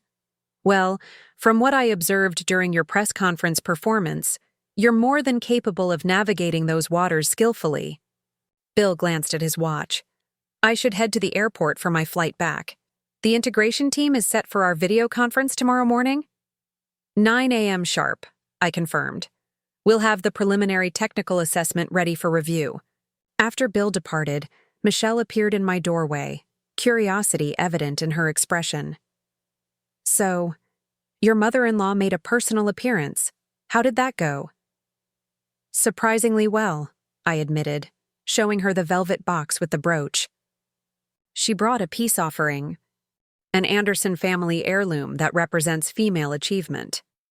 Michelle whistled softly as she examined the exquisite piece. That's quite a gesture from the woman who fainted at the news of your success. Carol Anderson is nothing if not adaptive when it serves the family image, I observed, though my tone was more amused than bitter. At least she's making the effort. And your husband? Michelle asked carefully. Any progress there? I thought about Jim's text before the press conference, his interest in seeing MediSync, his decision to pursue the pro bono work against his father's advice. Baby steps, I replied, but meaningful ones. As I drove home that evening, I felt a curious mix of emotions. Professional satisfaction at the successful launch of our partnership with Parker Innovations. Cautious optimism about the small but significant shifts in the Anderson family dynamics. And something else, a sense of my own power, not just as a business leader but as a catalyst for change in my personal relationships. The house was quiet when I arrived, but there were signs of Jim's presence, his briefcase in the foyer, his laptop open on the kitchen counter. A note on the refrigerator caught my eye. At the hospital for pro bono orientation meeting. Should be home by 8. Thought we could talk. The simple communication, letting me know where he was, what he was doing, expressing a desire to connect, felt like a tiny revolution in our marriage patterns. I changed into comfortable clothes and poured myself a glass of wine, then settled at the kitchen island with my tablet to review the next day's integration schedules. The house felt different somehow, less like a showcase for Anderson family, success and more like a home where two equals might build a life together. Whether that potential could be realized remained to be seen, but for the first time in years, it felt possible. And that, perhaps, was the most significant outcome of my company's acquisition. Not just the financial and professional rewards, but the catalyst it had provided for re-examining the foundations of my most important relationship. When Jim's key turned in the lock an hour later, I found myself genuinely curious about his day, his experiences at the hospital, his thoughts on taking this small step toward defining his own path. For the first time in a long time, our conversation might be about real growth and change, not just the surface-level exchanges that had characterized too much of our marriage. As he entered the kitchen, I noticed something different in his bearing, a lightness I hadn't seen in years, as if setting down the weight of Anderson expectations, even temporarily, had allowed him to stand taller. "Hi," he said, sounding almost shy. "How was the press conference?" "It went well," I replied, sliding a glass of wine toward him. "How was the hospital?" Jim's face lit up with genuine enthusiasm. "Incredible. The work they're doing with the patient advocacy program, Lisa, it's exactly the kind of law I always wanted to practice. Using legal expertise to actually help vulnerable people navigate the system." His excitement was contagious, reminding me of the passionate law student I'd first met, before the Anderson expectations had narrowed his vision to partnership tracks and country club connections. "Tell me about it," I said, genuinely interested. And for the first time in what felt like years, we began a real conversation about things that actually mattered to both of us. 2 weeks after the acquisition announcement, the rhythms of my professional life had taken on an exhilarating new tempo. Each day brought fresh challenges as our team worked to integrate MediSync's protocols with Parker's global infrastructure. The Denver office had become a hub of innovation, with technical experts flying in from San Francisco, Boston, and international offices to collaborate on what Bill was now calling the future of healthcare information systems. My personal life, meanwhile, existed in a curious state of transition. Jim and I had established a tentative new pattern, more honest communication, more genuine interest in each other's work, more conversations about what we actually wanted rather than what was expected of us. He had thrown himself into the patient advocacy program at the hospital, coming home with stories about helping families navigate complex medical decisions and the legal hurdles of healthcare access. It wasn't perfect. There were still moments when Jim would slip into old Anderson patterns, particularly when his father called. But he was making a conscious effort to establish boundaries, even declining 2 country club events that Harold had insisted were essential networking opportunities. On this particular Friday morning, I was preparing for a video conference with European hospital administrators when Michelle knocked on my office door, an unusual hesitancy in her typically confident demeanor. "We just received an interesting invitation," she said, handing me an embossed envelope, hand-delivered by messenger. I recognized the elegant stationery immediately, the Anderson Family Foundation letterhead, with its distinctive crest. Inside was a formal invitation to the Foundation's annual gala, traditionally one of the most prestigious charity events in Denver. What was unusual was that the invitation was addressed to Lisa Thompson, CEO, MediSync Solutions, a division of Parker Innovations. Not Mr. and Mrs. James Anderson, as all previous invitations had been formulated. "There's a note," Michelle added, clearly curious about the contents. A small card in Carol's unmistakable handwriting accompanied the invitation. "Lisa, the Foundation Board would be honored if you would consider being this year's keynote speaker, addressing healthcare innovation and access. Your perspective would be invaluable. Carol." I stared at the note, trying to process this dramatic shift. The Anderson Family Foundation Gala had always been Carol's crowning social achievement, the event where she showcased the family's prominence and philanthropy. The keynote speaker was traditionally a nationally recognized figure whose selection reflected the foundation's priorities and the family's connections. For Carol to offer me this platform was unprecedented. "Are you going to do it?" Michelle asked, unable to contain her curiosity any longer. "I'm not sure," I admitted, scanning the invitation details again. The gala was scheduled for 3 weeks away, enough time to prepare appropriate remarks, but also deep in the critical phase of our integration process with Parker. "Bill would probably love the PR," Michelle observed. "Healthcare access is one of his pet causes, and having you speak at a major foundation event would reinforce the public interest aspects of the acquisition. It's not the professional implications I'm concerned about," I said thoughtfully. "It's what this means for my relationship with the Andersons. Is this Carol genuinely recognizing my expertise, or is it an attempt to absorb my achievement back into the Anderson family narrative?" Michelle considered this. "Maybe it's both. From what you've told me about your mother-in-law, she's probably incapable of separating family image from genuine respect." "That's remarkably insightful," I acknowledged with a small smile. "Carol does tend to blend those considerations." My phone buzzed with a text from Jim. "Mom just told me about the keynote invitation. Your call entirely. No pressure either way. But for what it's worth, it was her idea, not Dad's." That detail was interesting. If Carol had proposed this without Harold's strategic input, it suggested a more genuine motivation. "I need to think about it," I told Michelle, setting the invitation aside. "Let's focus on the European hospital network first." The video conference was productive, with the European medical directors expressing enthusiasm for implementing MediSync's emergency response protocols in their facilities. By the time we wrapped up, it was nearly 7 in the evening in Paris and Brussels, but only 11 in the morning in Denver. "The Madrid team wants to schedule a follow-up next week," Michelle noted as we left the conference room. "They're particularly interested in the language adaptation features for cross-border patient transfers. Let's have the localization team join that call," I suggested. "And speaking of international considerations, do we have the London regulatory assessment yet?" Michelle was about to respond when my assistant interrupted. "Ms. Thompson, Mr. Parker is on line 1. He says it's important, but not urgent."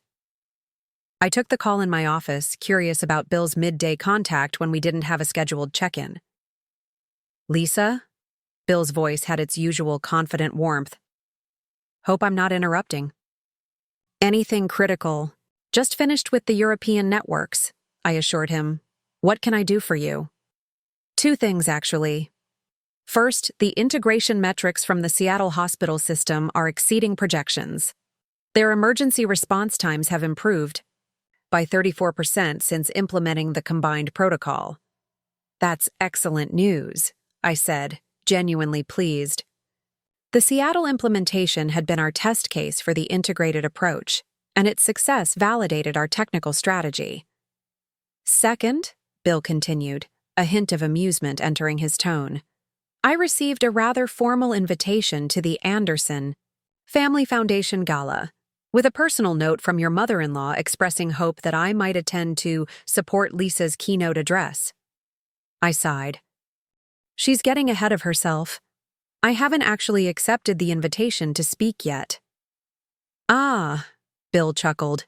Classic family dynamics. For what it's worth, if you do decide to accept, I'd be happy to attend. Could be a good opportunity to highlight the human impact of our technologies for a philanthropic audience. That's exactly what I'm weighing, I admitted. Professionally, it makes sense. Personally, it's more complicated. Family usually is, Bill observed sagely. Let me know what you decide. No pressure either way. It was exactly what Jim had said. No pressure either way. The parallelism wasn't lost on me, nor was the stark contrast to how the Andersons had always operated, with layers of expectation and obligation built into every interaction. After ending the call with Bill, I sat quietly for a moment, considering the invitation from multiple angles. Accepting would mean stepping onto Carol's carefully curated stage, but on my own terms, speaking about my own expertise. It would be a public acknowledgement of my professional standing, not as an Anderson wife, but as a healthcare innovator. My contemplation was interrupted by another text from Jim. Having lunch with hospital program director, she mentioned their expanding patient advocacy to include technology access issues. Thought of you immediately. Maybe a potential collaboration? I smiled at the message. 2 weeks ago, Jim would never have considered connecting my work with his new project. The suggestion indicated a genuine shift in how he viewed both our professional spheres. By the end of the day, I'd made my decision about the gala invitation. I called Carol directly, rather than sending a formal response. A small but deliberate choice to handle this on a personal rather than institutional level. Lisa, Carol answered on the second ring, her voice carefully modulated to sound pleased, but not overeager. How are you, dear? I'm well, thank you, I replied. I'm calling about the Foundation Gala invitation. Oh, yes, Carol said, as if it were a minor matter rather than something she was anxiously awaiting an answer about. Have you had a chance to consider it? I have. I'd be honored to deliver the keynote address, I told her. And I appreciate you thinking of me for this role. The brief pause before Carol responded suggested she might be collecting herself. Wonderful. The board will be delighted. Your insights on healthcare innovation will bring a fresh perspective to the Foundation's mission. I've also spoken with Bill Parker, I added. He's received your invitation and plans to attend. Mr. Parker is coming? Carol couldn't quite hide her excitement at the prospect of having such a prominent business figure at her event. How lovely. We'll make appropriate arrangements, of course. One thing, Carol, I said, keeping my tone gentle but firm. I'd like to focus my remarks on healthcare access innovation, specifically how technology can bridge gaps for underserved populations. Of course, dear. Whatever subject you feel is appropriate. Carol's ready agreement was another sign of the shifting power dynamics between us.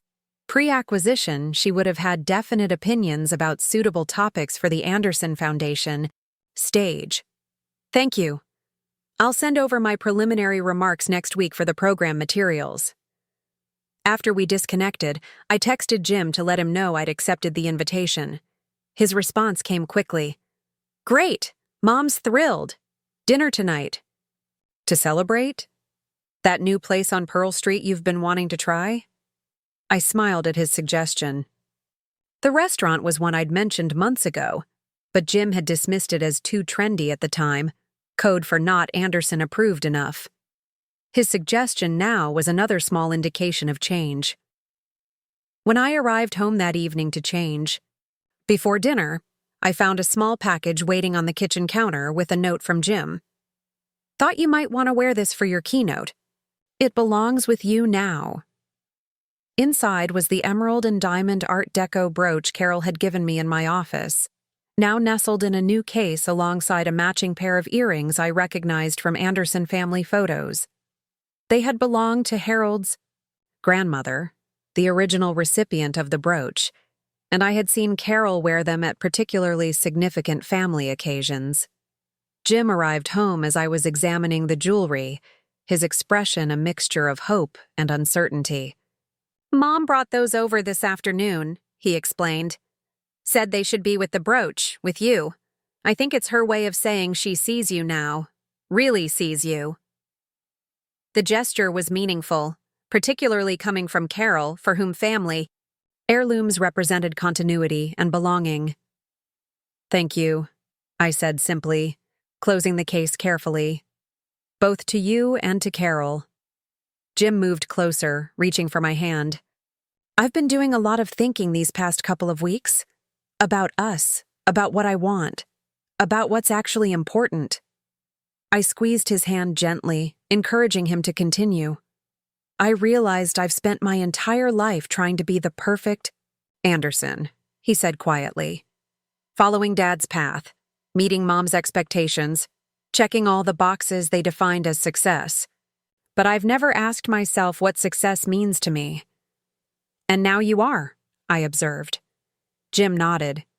The patient advocacy work, it's the first thing I've done in years that feels completely right. Not because it advances my career or impresses anyone, but because it matters. It helps real people with real problems. I'm glad you've found that, I said sincerely. Everyone deserves work that feels meaningful. That's just it. Jim's eyes were alight with a new clarity. You've had that all along with MediSync. You built something that matters, something that helps people, while I was chasing meaningless status markers.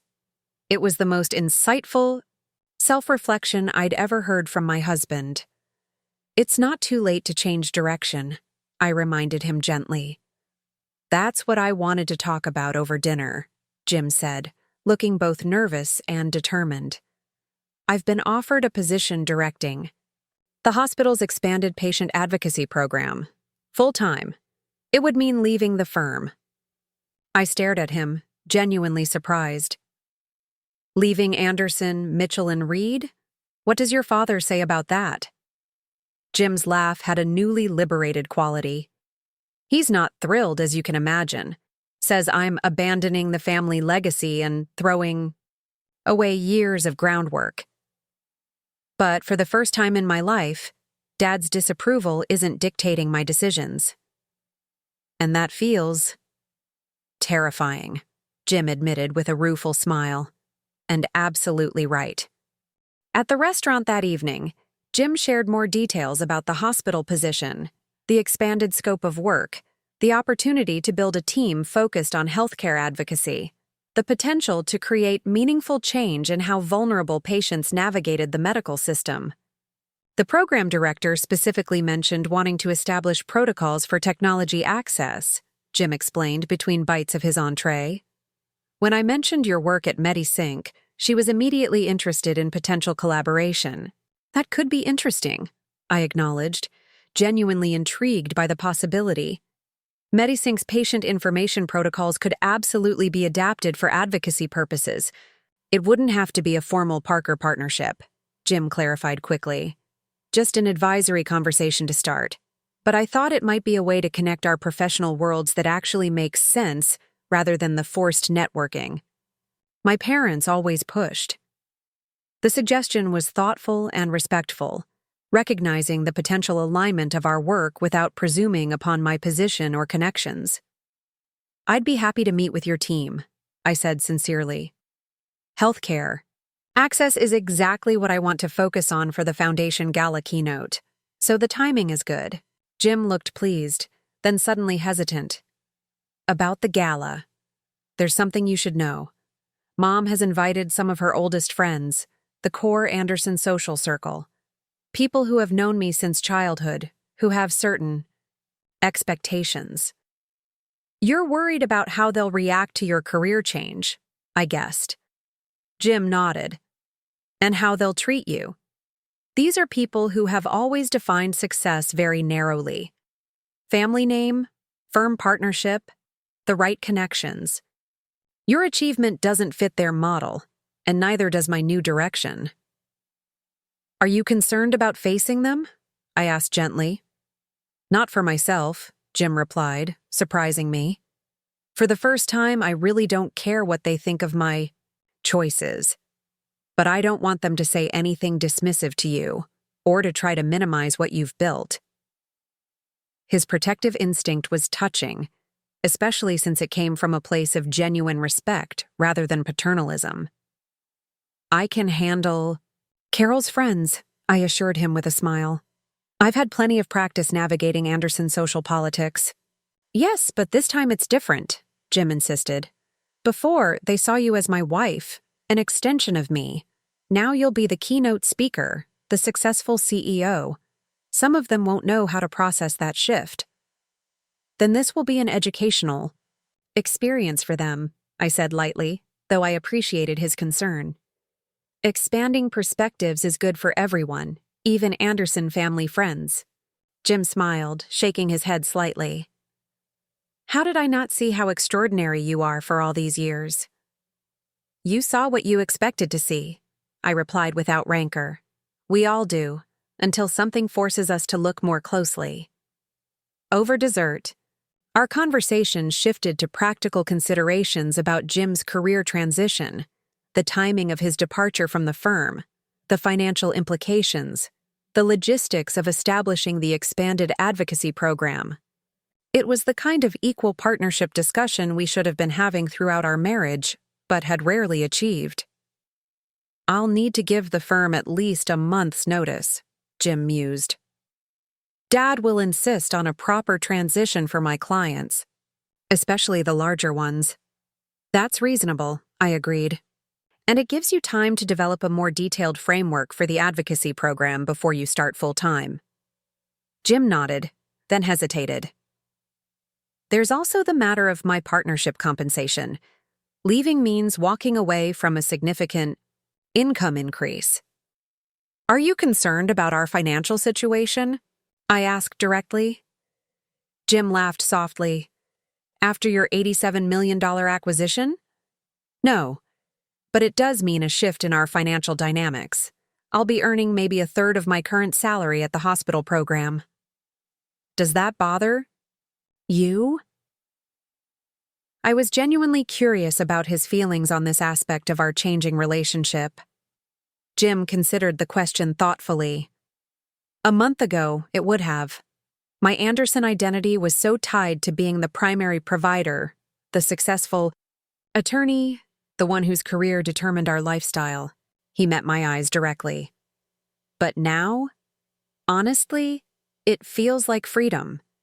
Like I can pursue work that matters without worrying about maintaining a certain income level or status position." It was perhaps the most significant shift in Jim's perspective. This willingness to step away from the traditional role he'd been groomed for and embrace a different kind of success metric. "I'm proud of you," I told him sincerely. "Making this kind of change takes courage."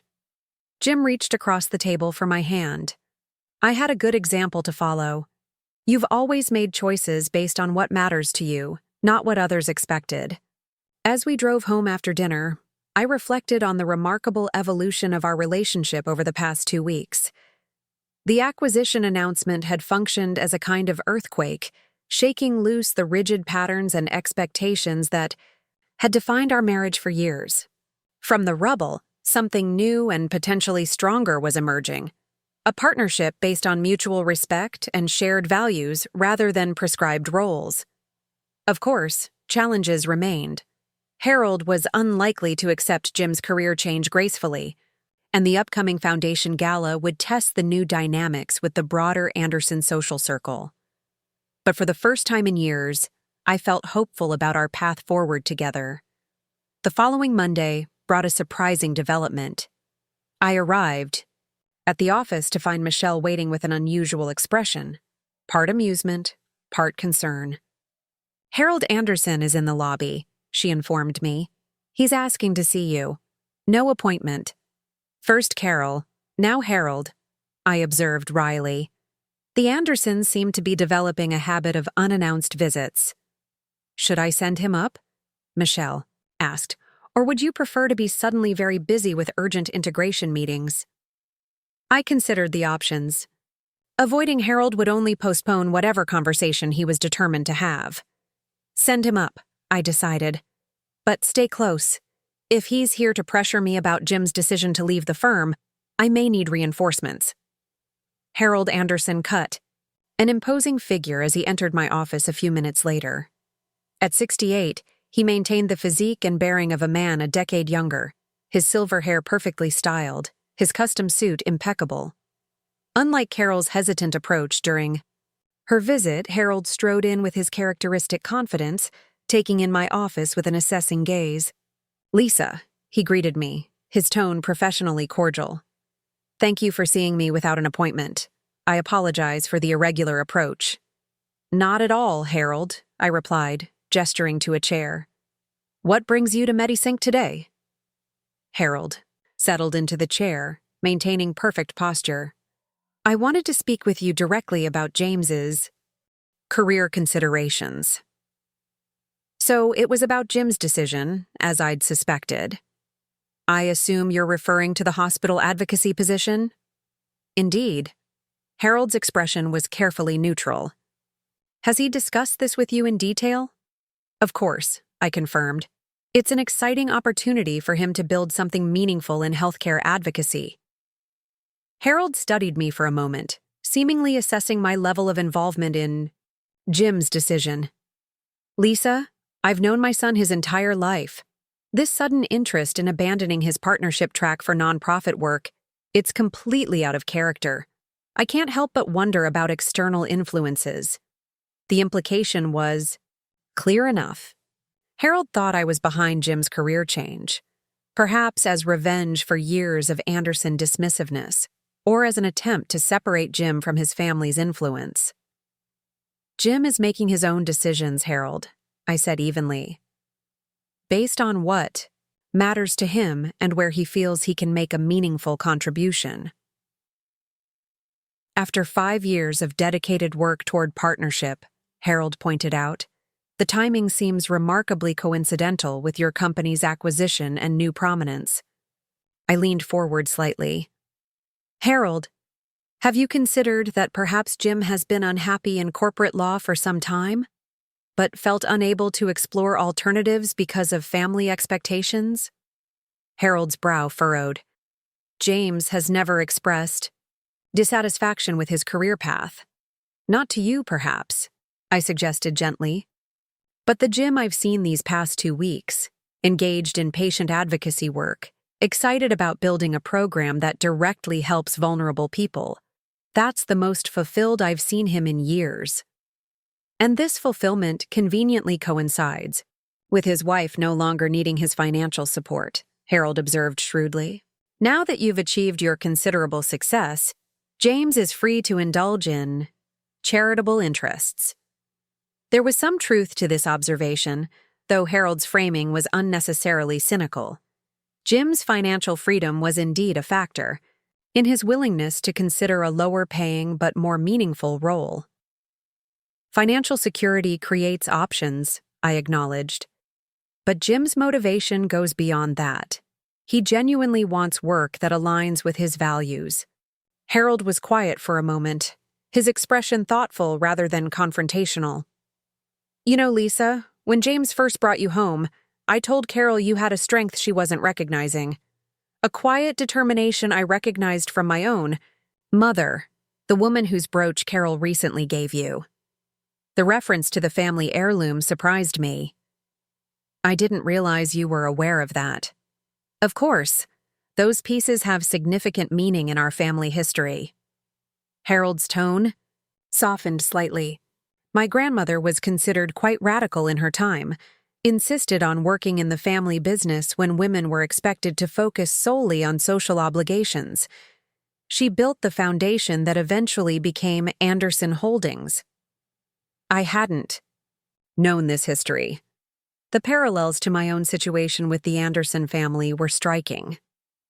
She sounds remarkable, I said sincerely. She was. Harold adjusted his perfectly aligned cufflinks.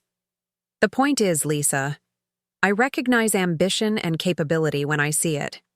I may not have fully appreciated the significance of your company initially, but I never underestimated your intelligence or determination. Coming from Harold, this was a substantial acknowledgement. Thank you for that, I said, genuinely touched by this glimpse of respect. However, Harold continued, his tone becoming more businesslike. My concern about James remains. The advocacy position, while admirable, offers limited growth potential and significantly reduced compensation. The firm partnership represents years of investment and positioning. The partnership represents the path you chose for Jim, I corrected gently. Not necessarily the one he would have chosen for himself. Harold frowned slightly. Parents guide their children based on experience and wisdom.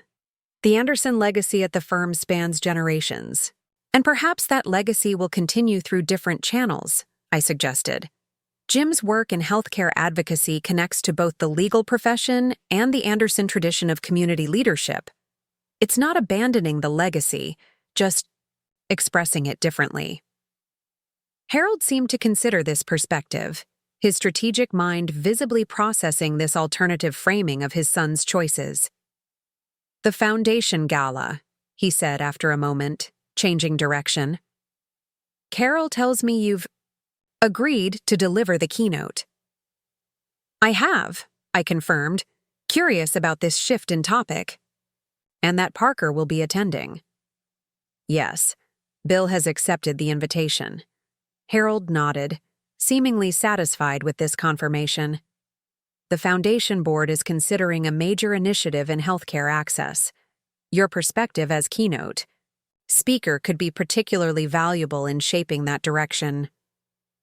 Now I understood the purpose of Harold's visit. While genuinely concerned about Jim's career change, he was also, in typical Anderson fashion, looking for strategic advantages and connections. My position at Parker Innovations and my relationship with Bill represented potential value to the Foundation's initiatives. I'd be happy to discuss healthcare access innovations with the Foundation Board, I said carefully.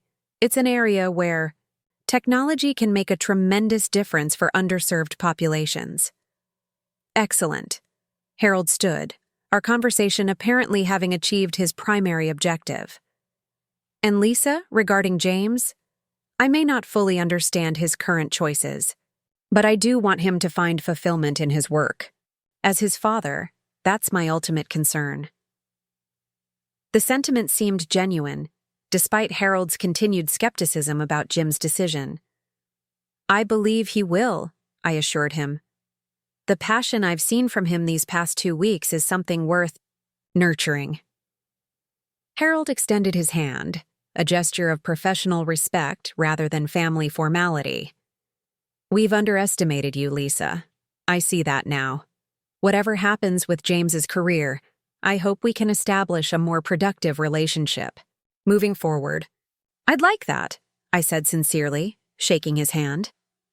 After Harold left, Michelle appeared in my doorway, curiosity evident in her expression. Productive visit? Surprisingly so, I admitted. Harold Anderson is nothing if not adaptable when he identifies potential value. He's realized that fighting my influence with Jim is counterproductive, so he's shifting to find ways to align the Anderson interest with our new circumstances. Strategic, Michelle observed. Exactly. I smiled slightly. In his own way, Harold is acknowledging reality and adjusting course. That's more than I expected 2 weeks ago. The rest of the day passed in a blur of integration meetings and technical reviews. As I prepared to leave that evening, my phone buzzed with a text from Jim. Dad came by the office today, surprisingly civil about my hospital plans. Even suggested Foundation might support expanded advocacy program. Your influence? I smiled at the message. Harold had indeed pivoted quickly, finding a way to maintain connection with his son's new career direction while preserving Anderson involvement through the foundation. Perhaps, I texted back, or perhaps he's finally seeing you clearly too.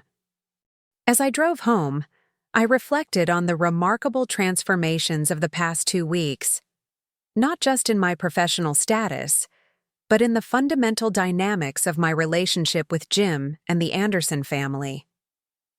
The acquisition announcement had functioned as a catalyst, revealing truths and possibilities that had been obscured by years of assumptions and expectations. There would be more adjustments ahead, more moments of tension as we all navigated this new terrain. The Foundation Gala would be a particularly visible test of these evolving relationships, with the entire Anderson social circle watching how we presented ourselves in this changed reality. But for now, I felt a deep satisfaction, not just in what I had built professionally, but in what Jim and I were beginning to build together, a partnership of equals, each pursuing meaningful work, supporting each other's growth rather than conforming to prescribed roles. As I pulled into our driveway, I noticed Jim's car already there, earlier than usual. Through the kitchen window, I could see him moving about, apparently preparing dinner, another small but significant change in our household patterns. Small steps, adding up to a potentially transformative journey, not just for me, but for all of us. The night of the Anderson Family Foundation Gala arrived with perfect early autumn weather, crisp, clear, and full of possibility.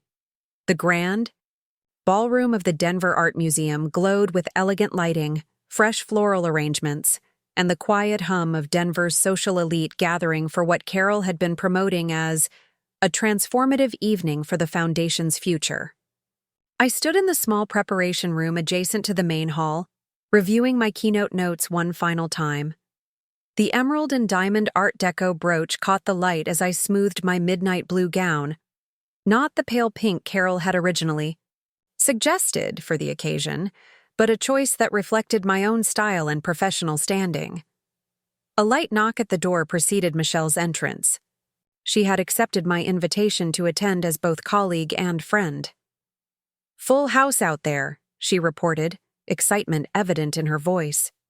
"The governor just arrived, and Bill Parker is charming everyone. I think he's made 3 hospital CEOs swoon already." I smiled, grateful for Bill's supportive presence. "And the Andersons?"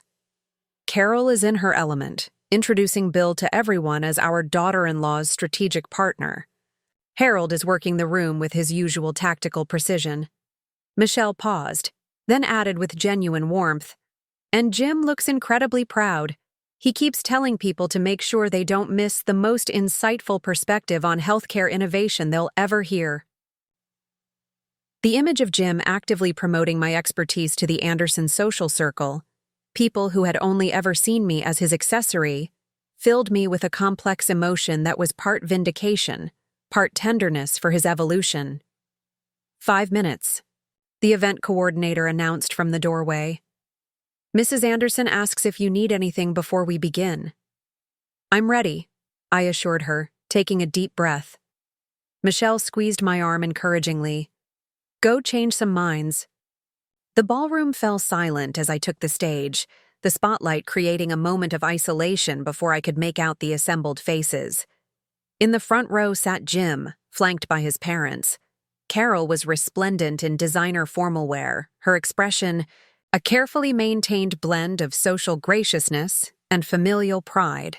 Harold watched with analytical interest, likely assessing how my performance would reflect on the Foundation's reputation. And Jim, Jim's face shone with genuine admiration and support. Beyond them, I spotted Bill Parker seated with several hospital administrators, the governor and his wife at a prominent table, and scattered throughout the room, the familiar faces of Denver's social elite, people who had been evaluating and categorizing me as James Anderson's wife for 5 years. Hi. Good evening, I began, my voice steady and clear. Tonight, I want to talk about seeing the unseen. For the next 20 minutes, I spoke about healthcare innovation not as abstract technology, but as a deeply human endeavor, bridging gaps for vulnerable patients, empowering medical professionals with better tools, and creating connections across previously siloed systems. I shared stories from hospitals that had implemented MediSync's protocols, including the emergency room doctor who had told me, "Your software gave us back the 3 minutes that saved a child's life." Throughout my address, I wove in the theme of perspective, how limited vision prevents innovation, how assumptions create blind spots, how seeing people clearly, with their full potential, can transform not just healthcare, but any human system. The challenge for all of us, I concluded, is to recognize that innovation isn't just about technology, it's about perception, having the courage to see beyond established patterns, to value contributions from unexpected sources, to reimagine what's possible when we set aside preconceptions about who belongs where and what matters most. As I finished speaking, there was a moment of silence before the applause began, tentative at first, then building to an enthusiastic response. Carol was the first to rise for a standing ovation, her face showing genuine emotion rather than social performance. Harold followed, then Jim, and soon the entire room was on its feet. Carol reached the stage before I could descend, taking both my hands in hers. "Lisa," she said, her voice carrying to the nearby tables despite her attempt at privacy. "That was extraordinary, truly visionary." For perhaps the first time in our relationship, her approval felt authentic rather than conditional, an acknowledgement of my actual contribution rather than my conformity to Anderson expectations. The next hour passed in a whirlwind of congratulations and conversations. Hospital administrators wanted to discuss implementation details, foundation board members were eager to explore potential initiatives, and Bill Parker moved through the crowd strategically connecting people and possibilities with his characteristic energetic vision. "The governor wants to establish a statewide healthcare information task force," Bill informed me between introductions. "He's hoping you might consider leading it, combining public service with your Parker Innovations role." "That's an intriguing possibility," I acknowledged, mentally adding it to the growing list of opportunities emerging from my new visibility. Across the room, I spotted Jim deep in conversation with the hospital program director and Harold, the three of them engaged in what appeared to be a substantive discussion rather than social pleasantries.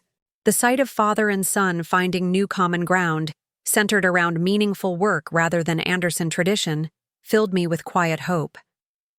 "Lisa, dear." Carol appeared at my elbow, impeccably maintaining her hostess duties despite the excitement of the evening. "There's someone I'd particularly like you to meet." She guided me toward an elegant older woman I recognized as Margaret Whitfield, one of the most influential philanthropists in Colorado healthcare. I had attempted to secure meetings with her during MediSync's early days, but her foundation had never responded to my requests. "Margaret, may I present my daughter-in-law Lisa Thompson?" Carol introduced us with a subtle but significant emphasis on my name rather than my relation to the Anderson family. "Ms. Thompson?" Margaret extended her hand with new respect. "Your address was most illuminating. I understand you've been developing these healthcare innovations for some time." 5 years, I confirmed, though gaining traction with established institutions was initially challenging. Margaret nodded knowingly. "Innovation often faces resistance, particularly when it comes from unexpected directions. Perhaps we should revisit your proposals for rural healthcare implementation." My foundation has new priorities in that area. As Carol gracefully excused herself to attend to other guests, I caught the slight smile of satisfaction on her face. She had just facilitated a connection she had previously blocked, a small but meaningful act of reconciliation. The evening continued its elegant progression through dinner and the Foundation's fundraising program. I found myself seated between Bill Parker and the governor, engaged in a stimulating conversation about public-private partnerships in healthcare access. Your perspective bridges worlds we typically see as separate, the governor observed. Technical innovation, patient advocacy, medical systems. You've developed a holistic vision that's quite compelling. She's been saying the same things. For years, Jim commented from across the table, pride evident in his voice. The difference is, now people are finally listening. His simple acknowledgement of my consistent vision, despite years of being underestimated, touched me deeply. As dessert was being served, Carol approached our table, looking uncharacteristically nervous. Lisa, the Foundation Board has made a decision we'd like to announce this evening with your permission. I raised an eyebrow, curious about this unexpected development. Of course, Carol. She signaled to Harold, who joined us with an expression of rare, genuine enthusiasm. The board vote was unanimous, he informed me, exchanging a significant look with Carol. A moment later, Carol stood at the podium, commanding the room's attention with her practiced social authority. Distinguished guests, the Anderson Family Foundation has been supporting healthcare initiatives for 3 generations. Tonight, inspired by our keynote speaker's compelling vision, the board has voted to establish the Lisa Thompson Innovation Fund with an initial endowment of $5 million. A murmur of surprise rippled through the ballroom. Carol continued, her voice strong and clear. This fund will support technology access initiatives for underserved patient populations, bridging the gap between cutting-edge innovation and those most in need of its benefits. I sat in stunned silence as the announcement continued. Carol was not only publicly acknowledging my expertise, but institutionalizing it within the Anderson legacy, creating a permanent connection between my work and the family foundation. We've asked Lisa to chair the fund's advisory board, Carol concluded, bringing her unique perspective to guide this important work. The applause was immediate and enthusiastic. Jim reached for my hand under the table, squeezing it gently. "Did you know about this?" I whispered. He shook his head, looking as surprised as I felt. "Mom's been meeting with the board privately all week. She said it was foundation business." Bill Parker leaned close, his expression both impressed and amused. "Family dynamics continue to evolve in fascinating ways," he observed quietly. "This is quite a statement from your mother-in-law." Indeed it was. 5 years of being the outsider, the trophy wife expected to support from the background, and now Carol was publicly cementing my role as a leader in my own right, not despite the Anderson connection, but within it, on my own terms.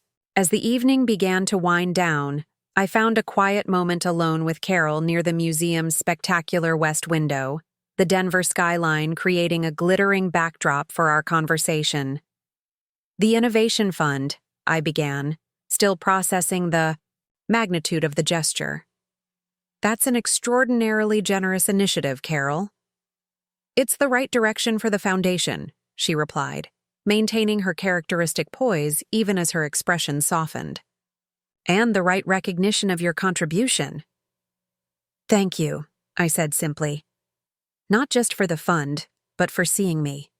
Really seeing me." Carol's carefully maintained composure wavered slightly. "I should have seen you sooner, Lisa. We all should have." "What changed your perspective?" I asked, genuinely curious about her evolution.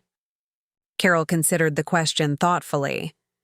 "Watching you at that press conference with Bill Parker, you were so certain, so completely in your element. It made me realize how much we'd missed by trying to fit you into our predetermined idea of an Anderson wife." She smiled ruefully. And then, of course, there was your effect on Jim. My effect? He's alive again, Carol said simply. Engaged, purposeful, talking about making a difference instead of making partner. I haven't seen him this way since law school, before the Anderson expectations took over. Her insight surprised me with its clarity and self-awareness. The advocacy program is perfect for him, I agreed. Yes, Carol nodded. Harold is still adjusting to the idea, but he'll come around completely once he sees the foundation connection. He's already talking about establishing a legal advisory component that would keep Jim connected to the firm in a consulting capacity. Typical Harold, finding the strategic compromise that preserved connections while accommodating change. Anderson adaptability, I observed with a small smile. Indeed. Carol straightened her already perfect posture. We've survived for 5 generations by knowing when to bend rather than break. As the gala concluded, Jim and I said our goodbyes to the remaining guests. Bill Parker departed with promises of continued conversations about the Innovation Fund's potential connection to Parker's philanthropy initiatives. Harold and Carol left last, ensuring every detail was properly managed. You were magnificent, Jim told me as we drove home, his voice filled with genuine admiration. I've never seen Mom's friends so impressed. Margaret Whitfield asked if you might consider joining her foundation board. It was a remarkable evening, I agreed, still processing the various implications of the Innovation Fund announcement. Your mother surprised me. She surprises all of us sometimes, Jim replied with newfound insight. Beneath all that, Anderson, tradition, and protocol. She's actually quite strategic about adapting to changing circumstances. He reached for my hand as we drove through the quiet Denver streets. Thank you, he said suddenly. For what? For not giving up on me. On us. When you could have just taken your $87 million and walked away from the whole Anderson circus. The thought had never seriously occurred to me, despite the tensions of the past 5 years. I married you, Jim. Not your family name, not your social position. You. He was quiet for a moment, absorbing this simple truth. I'm finally becoming someone worthy of that choice, he said softly. When we arrived home, a package waited on our doorstep, a delivery requiring a signature. Inside was a vintage leather portfolio with a note in Carol's elegant handwriting. Lisa, found while reorganizing the foundation archives. Harold's grandmother used this to present her first initiative to the family board in 1943. Seemed fitting it should continue its journey with you. The Innovation Fund is yours to shape. Carol. The portfolio contained original documents from the Anderson Foundation's earliest healthcare initiatives, including handwritten notes about bringing medical services to underserved communities in post-war Colorado. She's passing the torch, Jim observed, understanding the significance of the gesture. Not just acknowledging your place, but actively connecting your work to the Anderson legacy. I ran my fingers over the worn leather, feeling the weight of its history and meaning. Your mother fainted when I announced the sale of my company, I mused, and now she's created a permanent fund in my name. The buyer's identity changed everything, Jim noted with a small smile. But not in the way any of us expected. Parker Innovations wasn't just acquiring MediSync, they were validating everything you've been saying for years. And that validation forced all of us, especially my parents, to see you clearly for the first time. As we prepared for bed that night, I reflected on the remarkable journey of the past month. What had begun with a dramatic announcement and a mother-in-law's fainting spell had evolved into something I never could have anticipated.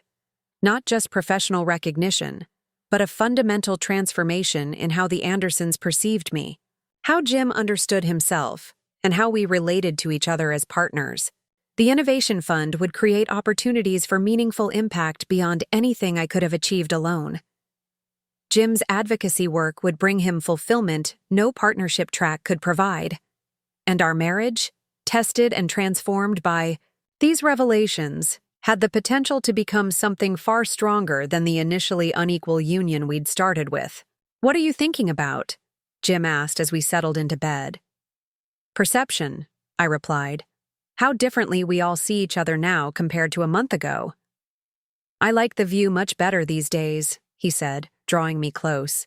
As I drifted toward sleep, I thought about Carol's journey from dismissive mother-in-law to enthusiastic champion, from fainting at my success to institutionalizing my vision within her precious family foundation. It wasn't just acceptance. It was active integration of my contribution into the Anderson legacy, but on my terms, respecting my identity rather than subsuming it. The most dramatic fainting spell in Anderson family history had indeed marked the beginning of a transformation none of us could have predicted, and this was just the beginning. Up next, you've got 2 more standout stories right on your screen. If this one hit the mark, you won't want to pass these up. Just click and check them out.